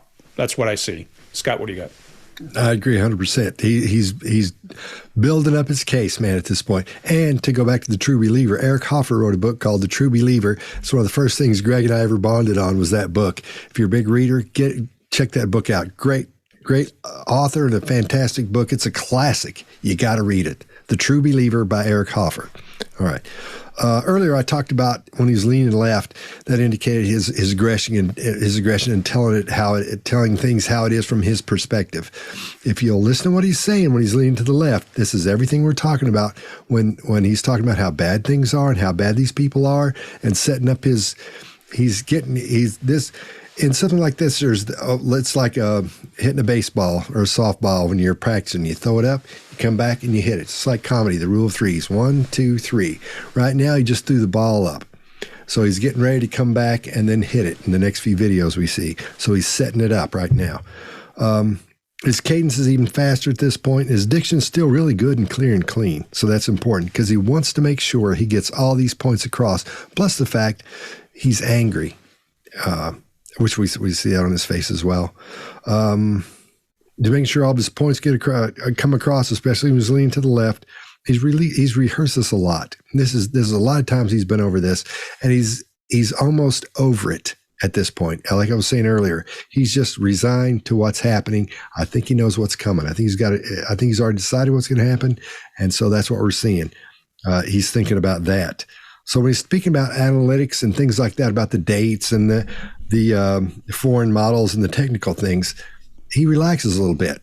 Those things really, I'm sure they're important to him, but they're not the big points he wants to make at this section. So he relaxes a little bit, but then he ramps back up when he gets into the other stuff. All right, Chase, what do you got? Yeah, you guys covered a lot of that stuff that I was going to cover, and it's perfect. I agree with all of it. And there's some really similar stuff here that we're going to see over these next few videos. There's a lot of repetitive facial expressions, a lot of repetitive emotions that you're going to see. But it's painting and building a bad guy. He's showing you a statue of a bad guy. And his speaking is so effective here. I could muddle through it in Russian, but it's so effective that even if you don't speak Russian, you'll get lost. It will suck you in because it is, like Scott said, this dictation is perfect. There's only, Mark, to your point about the translation there, I had it screened through a real live Russian. And these are highly accurate. So the first couple of videos, there were some mistakes, but all of these in this setting are going to be very accurate. I think there's some cue cards going on here as well. But you can go back through this video and look at his face. You can do it with the sound off if you want to. But every time you see the lip curl up, this means kind of contempt. When you see everything on the face kind of moving towards the middle, like if you stuck your nose into a rotten jug of milk, and what your face would do is kind of show that disgust, everything moves towards the middle. This is mostly when he's discussing Kyiv in particular. Finally, most of the facial expressions here of anger, when you see him actually show anger, are during the discussions about the Ukraine's government in general as a group. And their behavior. So it's interesting that there's a repeating pattern that we're starting to see. We'll see if that continues in the next video. That's all I got. Вместо партнерства стало превалировать иждивенчество, которое со стороны киевских официальных властей подчас приобретало абсолютно бесцеремонный характер. Достаточно вспомнить перманентный шантаж в сфере энергетического транзита и банальное воровство газа. Добавлю, что в Киеве пытались использовать диалог с Россией как предлог для торга с Западом, шантажировали его сближением с Москвой, выбивая для себя преференции. Мол, в противном случае будет расти российское влияние на Украине. При этом украинские власти изначально, хочу это подчеркнуть, именно с первых шагов стали строить свою государственность на отрицании всего, что нас объединяет. Стремились исковеркать сознание, историческую память миллионов людей, целых поколений, живущих на Украине. Неудивительно, что украинское общество столкнулось с ростом крайнего национализма, который быстро приобрел форму агрессивной русофобии и неонацизма. Отсюда и участие украинских националистов и неонацистов в бандах террористов на Северном Кавказе. Все громче звучащие территориальные претензии к России. Свою роль сыграли и внешние силы, которые с помощью разветвленной сети НКО и спецслужб выращивали на Украине свою клиентуру и продвигали ее представителей во власть. Важно понимать и то, что Украина, по сути, никогда не имела устойчивой традиции своей подлинной государственности. И, начиная с 1991 года, пошла по пути механического копирования чужих моделей, оторванных как от истории, так и от украинских реалий. Политические и государственные институты постоянно перекраивались в угоду быстро сформировавшихся кланов с их собственными корыстными интересами, не имеющими ничего общего с интересами народа Украины. Напомню, еще в апреле 2008 года на Бухарестском саммите Североатлантического альянса США продавили решение о том, что Украина и, кстати, Грузия станут членами НАТО. Многие их европейские союзники США уже тогда прекрасно понимали все риски подобной перспективы, но были вынуждены смириться с волей старшего партнера. Американцы просто использовали их для проведения ярко выраженной антироссийской политики. Ряд государств-членов Альянса и сейчас весьма скептически относятся к появлению Украины в НАТО.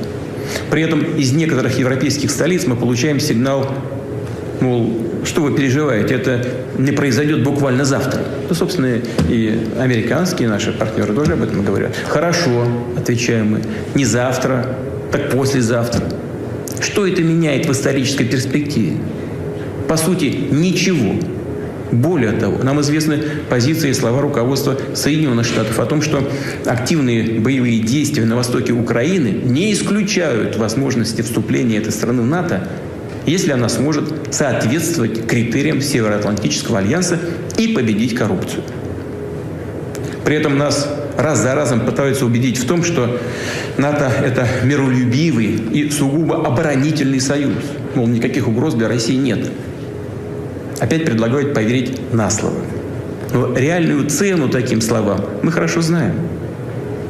В 1990 году, когда обсуждался вопрос об объединении Германии, советскому руководству со стороны США было обещано, что не произойдет распространение юрисдикции или военного присутствия НАТО ни на 1 дюйм в восточном направлении.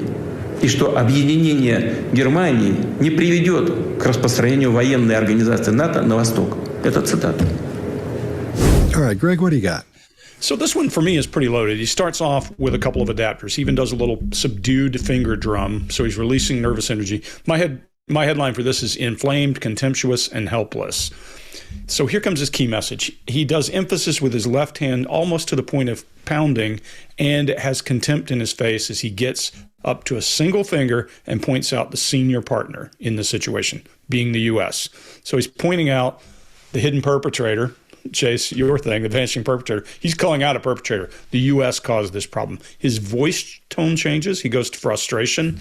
And then his right hand starts to slam down in emphatic. And he rolls his hand up like a helpless palm, and his elbow goes away from his side. If he did that intentionally, that's masterful, because that's the sign of helplessness. Look, what can I do? And his face shows disgust at the same time. Then his voice tone and his brow take on this plaintive kind of thing for, what am I going to do? They won't even exclude them. They get all these human rights violations. Then he does that both sides of his mouth down kind of thing at contempt and, at disgust around this is how they see it. And then he does kind of a win some, lose some kind of look as he gets to the end of it and shows contempt in his face very clearly when he's talking about an agreement that NATO would not move 1 inch. This is starting to show the picture of what he's angry about and who he's angry with, in my opinion. Scott, what do you got? All right. You're right about the cadence. It's back to speeding up again. And his right hand is gesturing, just like you were saying. Those illustrators are indicating that these points are the most important to him right now. I'm trying to cover stuff he didn't cover. Lots of expression and anger in his teaching face. Again, there's something I learned from Greg a while back. And these are morphing quickly into other expressions, which aren't big. These are the expressions we're seeing mostly are anger and sort of a blank face, So let's talk about mood for a minute. We don't often talk about moods on here. And quite often what happens with a mood is you, in other words, re-experience something you experienced earlier. Your brain goes back and revisits the emotions you were feeling earlier, and that brings it into the spot you're in now. We could all be talking and everything be good, but somebody would be in a bad mood, quote unquote. So what's happening there is they're just remembering those emotions, be they, whether they're anger or sadness or whatever the emotion is, that brings it back, that they're living through that as you're talking to them. And from here, I think he's showing the mood of anger and resolve at the same time, because he's been talking about this and he's really mad. Obviously, he would be, because this is the main thing going on right now. So we're seeing that mood of anger because of his thoughts leading up to this.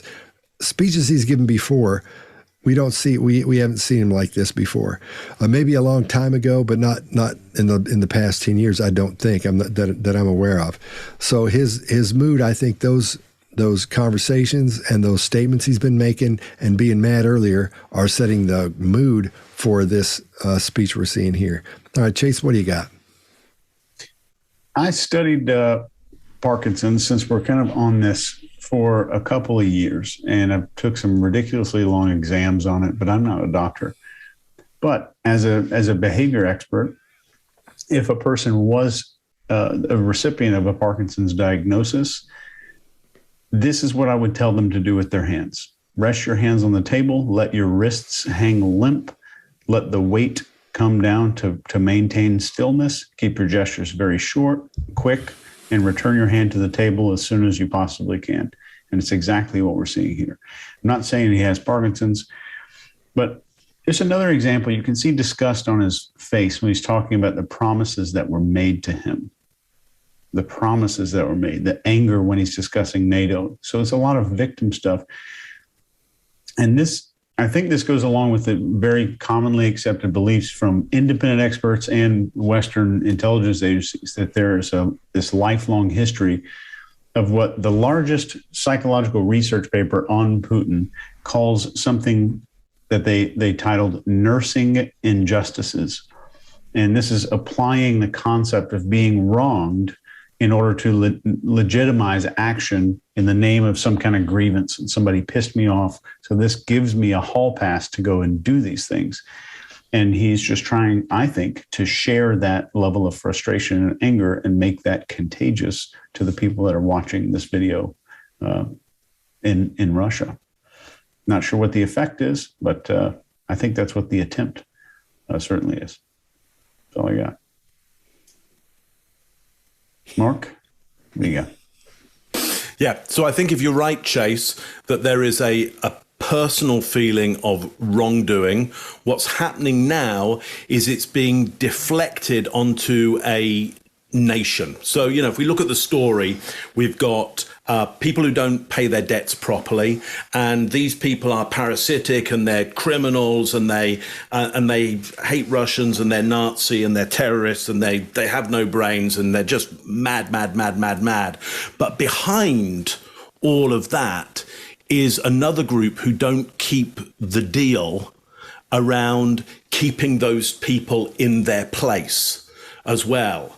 And so there is this deflection onto the US are anti-Russian. Now, I don't think, to your point, Chase, I don't think he truly believes that to be accurate, because we get this movement of his tie and a shift around that area. So I don't think he's as confident as he wants us to feel that is the real problem, that the US are anti-Russian. I absolutely suggest he's saying it. He did say it. But I think that consciously or unconsciously, he knows that he feels there's a direct attack on him, not a direct attack on his people. He's uncomfortable, I think, with how big that statement is. And I see that in this out of baseline for him, movement of the tie and move. We don't see it, certainly I haven't seen it in any other place around here, and it's around such a big statement. If I were making that statement and I believed it to be true, I wouldn't be moving around at that point. That would be my moment to say, here's the perpetrator, here's the person who's really in command, who's the group who's in command, and I would knock that right down the camera. He kind of fidgets around on that. Напомню, еще в апреле 2008 года на Бухарестском саммите Североатлантического альянса США продавили решение о том, что Украина и, кстати, Грузия станут членами НАТО. Многие их европейские союзники США уже тогда прекрасно понимали все риски подобной перспективы, но были вынуждены смириться с волей старшего партнера. Американцы просто использовали их для проведения ярко выраженной антироссийской политики. Ряд государств-членов Альянса и сейчас весьма скептически относятся к появлению Украины в НАТО. При этом из некоторых европейских столиц мы получаем сигнал, мол, что вы переживаете, это не произойдет буквально завтра. Ну, собственно, и американские наши партнеры тоже об этом говорят. Хорошо, отвечаем мы, не завтра, так послезавтра. Что это меняет в исторической перспективе? По сути, ничего. Более того, нам известны позиции и слова руководства Соединенных Штатов о том, что активные боевые действия на востоке Украины не исключают возможности вступления этой страны в НАТО если она сможет соответствовать критериям Североатлантического альянса и победить коррупцию. При этом нас раз за разом пытаются убедить в том, что НАТО – это миролюбивый и сугубо оборонительный союз. Мол, никаких угроз для России нет. Опять предлагают поверить на слово. Но реальную цену таким словам мы хорошо знаем. В 1990 году, когда обсуждался вопрос об объединении Германии, советскому руководству со стороны США было обещано, что не произойдет распространение юрисдикции или военного присутствия НАТО ни на 1 дюйм в восточном направлении. И что объединение Германии не приведет к распространению военной организации НАТО на восток. Это цитата. Более того, скажу сейчас то, о чем никогда не говорил публично. Скажу об этом впервые. В 2000 году, во время визита в Москву уходящего со своей должности президента США Билла Клинтона, я спросил его, а как Америка отнесется к тому, чтобы принять Россию в НАТО? Не буду раскрывать все подробности той беседы. Но реакция на мой вопрос внешне выглядела, скажем так, весьма сдержанной. А как американцы реально отнеслись к этой возможности, фактически видно на их практических шагах в отношении нашей страны. Это открытая поддержка террористов на Северном Кавказе, пренебрежительное отношение к нашим требованиям и озабоченностям в сфере безопасности, в расширении НАТО, выход из договора по ПРО и так далее, и так далее. Так и хочется спросить, зачем? Зачем все это? Ради чего?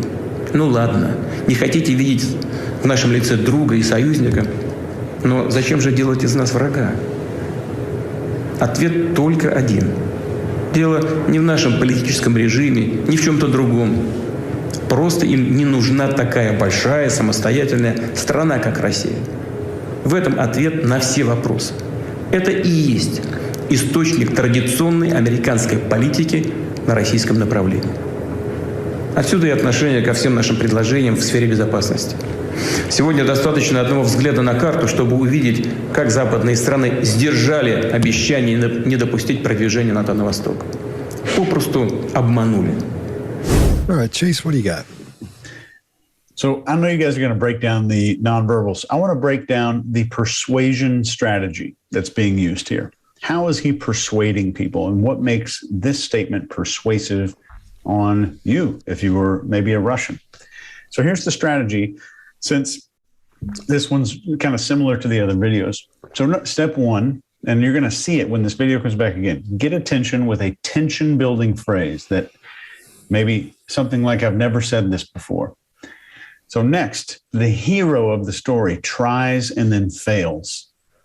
And next, the hero starts to feel bad, and he communicates this to you. He makes you start to feel it with him. He pulls the empathy in because he sucked you in from the beginning. I'm opening up and I'm saying something I've never said before, which makes you might open up a little bit more, especially if you have empathy. So next, the hero is betrayed by the people that he wanted to join over and over. The hero is betrayed. And then revert to questions to direct your focus, telling you exactly what you should be considering. And you'll hear that as the next step. Finally, the big giant country, unwanted by the others. This shows us a lot here. And the final two steps here is showing us the big country was lied to again and again. And then he leaves this open. What's the next step in the hero's journey? To fix it all, to right all of the wrongs. So he kind of takes us through this little hero's journey of a story that we're all used to seeing on TV and film. And that's the logical next step of this story, is for that person to come out and actually get stuff done and fix all of these wrongs. It's almost, this one video clip is almost the storyline of the BFG kids movie, The Big Friendly Giant. And it follows along that kind of story tale. So, Scott, what do you think? All right. He's holding a grudge. This guy's got a big grudge, which is a common trait of in psychopathy. Just throwing it out there. He makes a big deal about the question that he was asked by Clinton. And he says, but I'm not going to tell you that answer. how ninth grade of you. That's really how to handle that as a leader. The throat clearing things I think he has are real. I think that's because this has been a long speech, and he's breathing heavy in and out a lot, and I think that's true throat clearing at this point.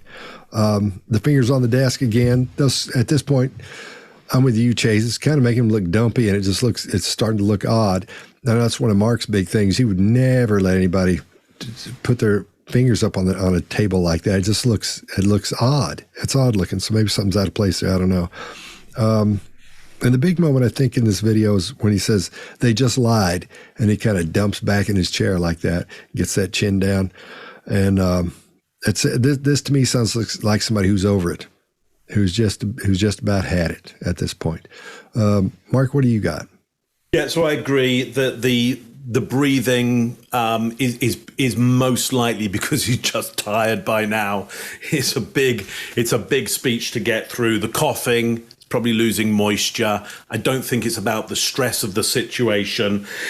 His left hand becomes more dominant, so he's back into his left hand negative rhetoric and places this idea. It's quite interesting for me how he's moved now from Ukraine to there's something more important, don't look there, look over here, because there's a big player over here that just doesn't like other big players. It's not even now about they don't like Russians. It's that they don't like anybody who's as big as them. And it is that idea of, well, that's just not fair. So to your point, Chase, he really is playing upon this idea of it's not fair if you don't like somebody who's as big as you just because they're that big. You're just not playing fair. He's getting his Russian people distracted over here at another big kind of bullyish, unfair player, and now forgetting about this Ukraine issue because we've kind of dealt them out as being subhuman anyway, and it's now a bit of a fait accompli that we're going in there. We now just need to look at this bigger player over here and get upset with them. Again, pretty worrying. Greg, what do you got? Yeah, so being a Cold War era soldier, I've met a lot of Russians over my life. We need lots of Russian interpreters. We need lots of those folks. And I have good friends who are in the Russian specialty, some that worked in the Moscow embassy and the Kiev embassy, all those kinds of things. There are two things about the Russian psyche we need to not forget. And Russians who are watching this, please comment. But Russians gave a lot in World War II. It's not called World War II in Russia. It's called the Great Patriotic War. And I'm going to get the numbers wrong, but I believe it was 25 million people they lost. In a single battle, they lost 250,000 people. In those days, in World War II, it was horrendous for them. So their ability to back up into friendly territory and defend themselves has been part of what's kept them alive. As my old friends would say, the bear wakes and hibernates. That's how they survive. What he's doing here is futility. This is futility. What he's saying is we've tried to play, we tried to become one of them, and we can't. So we need Ukraine because we need more space.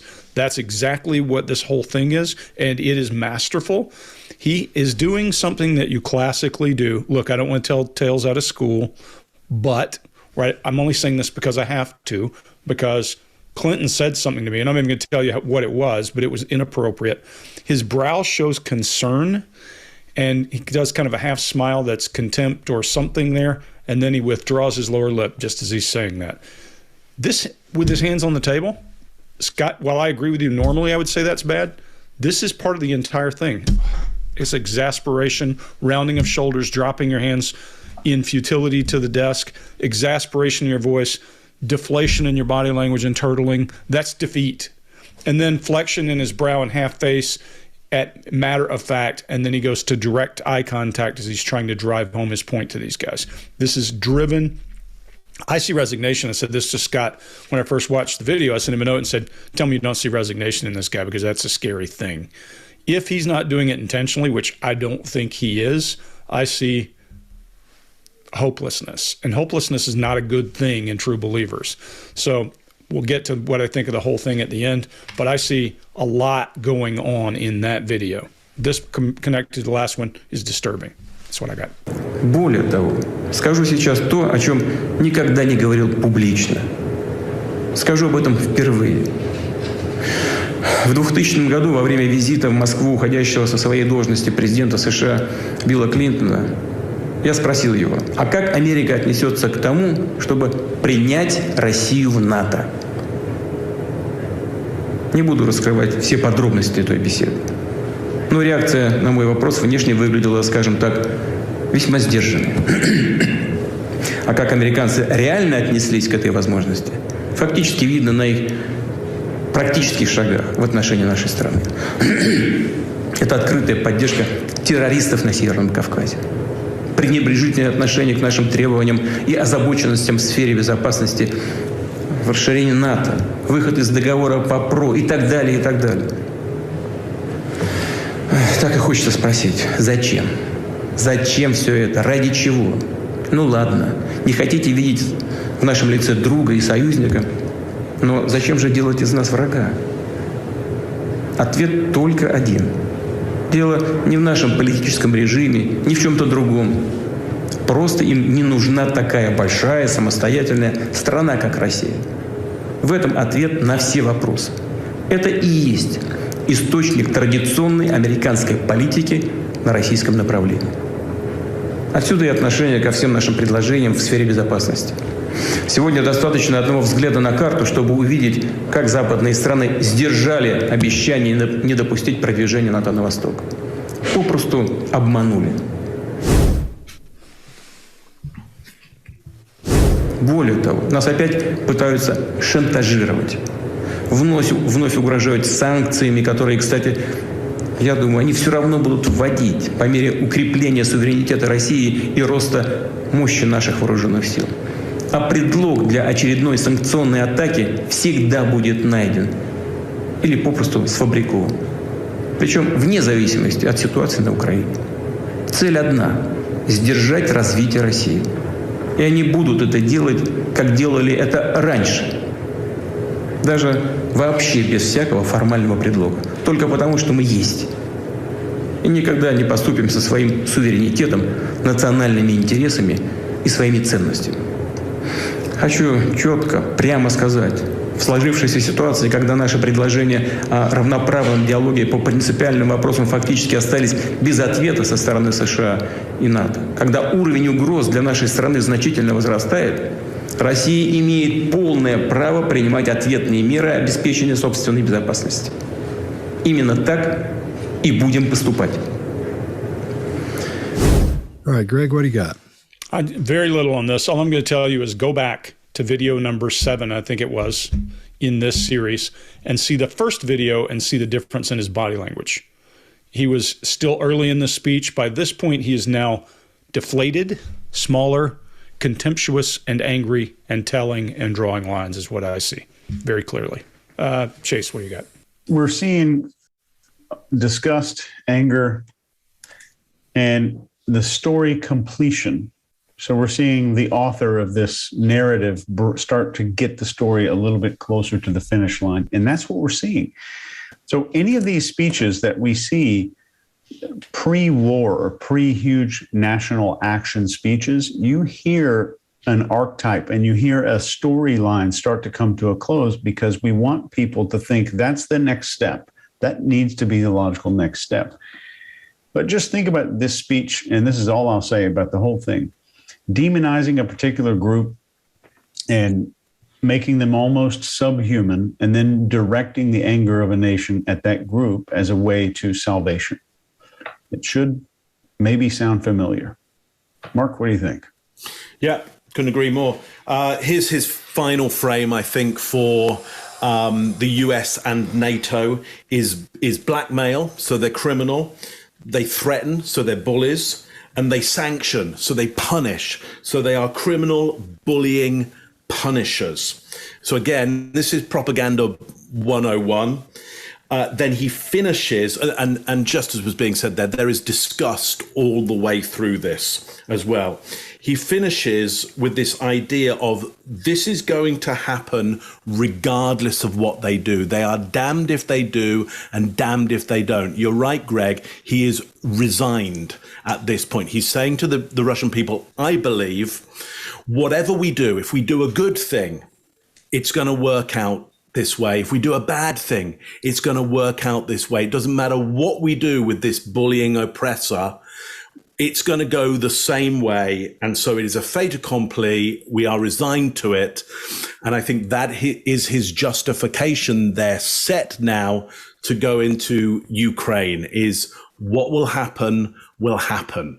It's already deemed, it's already designed. We have to resign ourselves to this is the only thing that can be done. There is nothing else to do. So it really is quite a propaganda journey that he's taking the Russian people on here. Scott, what do you got? All right. Throughout this, we see a lot of pronounced anger expressions, several of them that are hardcore, just anger. He's speeding up again. And he's laying out all the reasons he has a right to retaliate against the U.S. if we step in or if anybody steps in. He's saying this is why we can do this. His voice is strong and clean and clear still. And I think his facial expressions are telling us everything. And I think at this point, he points out everything the U.S. does and how everything we do is negative against Russia. And so I agree with you. I think at this point he's just resigned to it. And yeah, it makes sense, Greg, that he's defeated. He feels he's deflated and feels defeated. I think he's over it, but I still think he's locked down, trying not to show as much as he can try not to show at this point. Более того, нас опять пытаются шантажировать.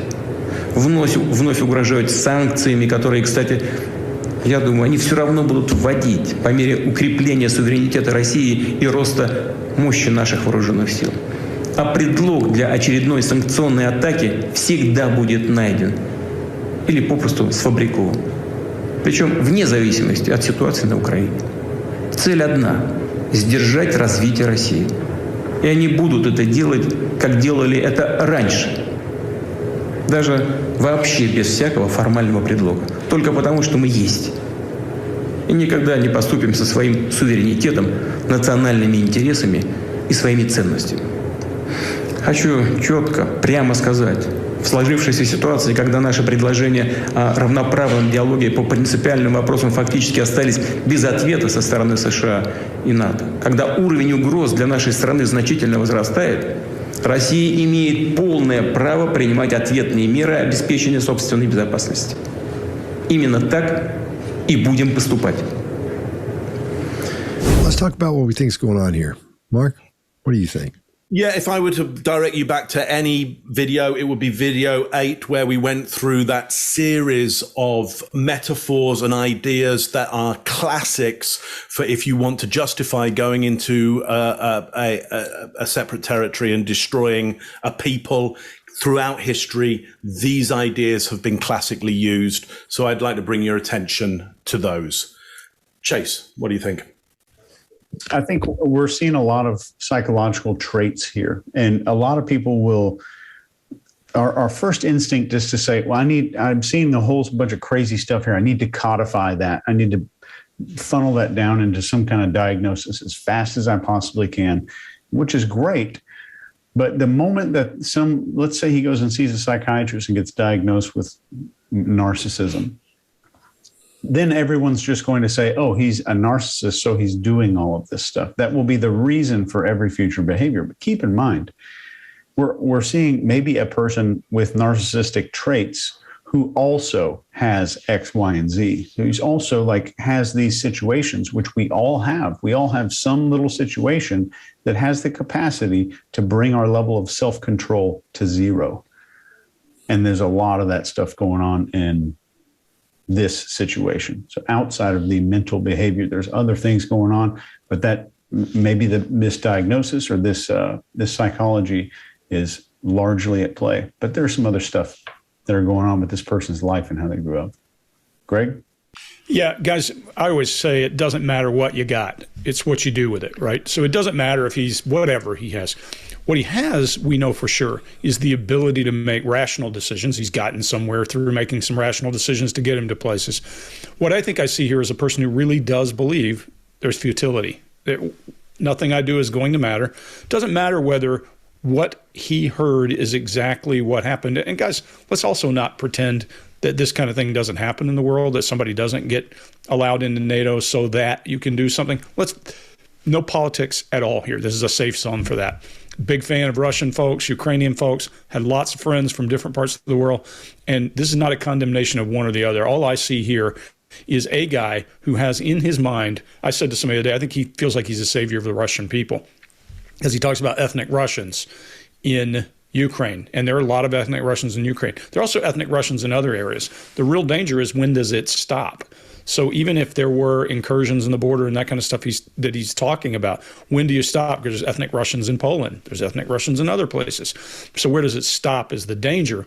I don't worry so much about him being a narcissist. Of course, he has helped. Look inside the Beltway if you want to find some narcissists. They're drawn to the business like moths to a flame. So the only thing I want to do is to pay attention and say, is he hopeless? Hopelessness scares me a little bit with a guy who's got access to that kind of force. That's the thing that I'm concerned about here more than anything else. And the last thing I would leave is, if we misread something cultural, for example, the breathing, because we're listening to it from outside, every language has different breathing patterns because of the way you pronounce. Some languages speak on the inhale at times.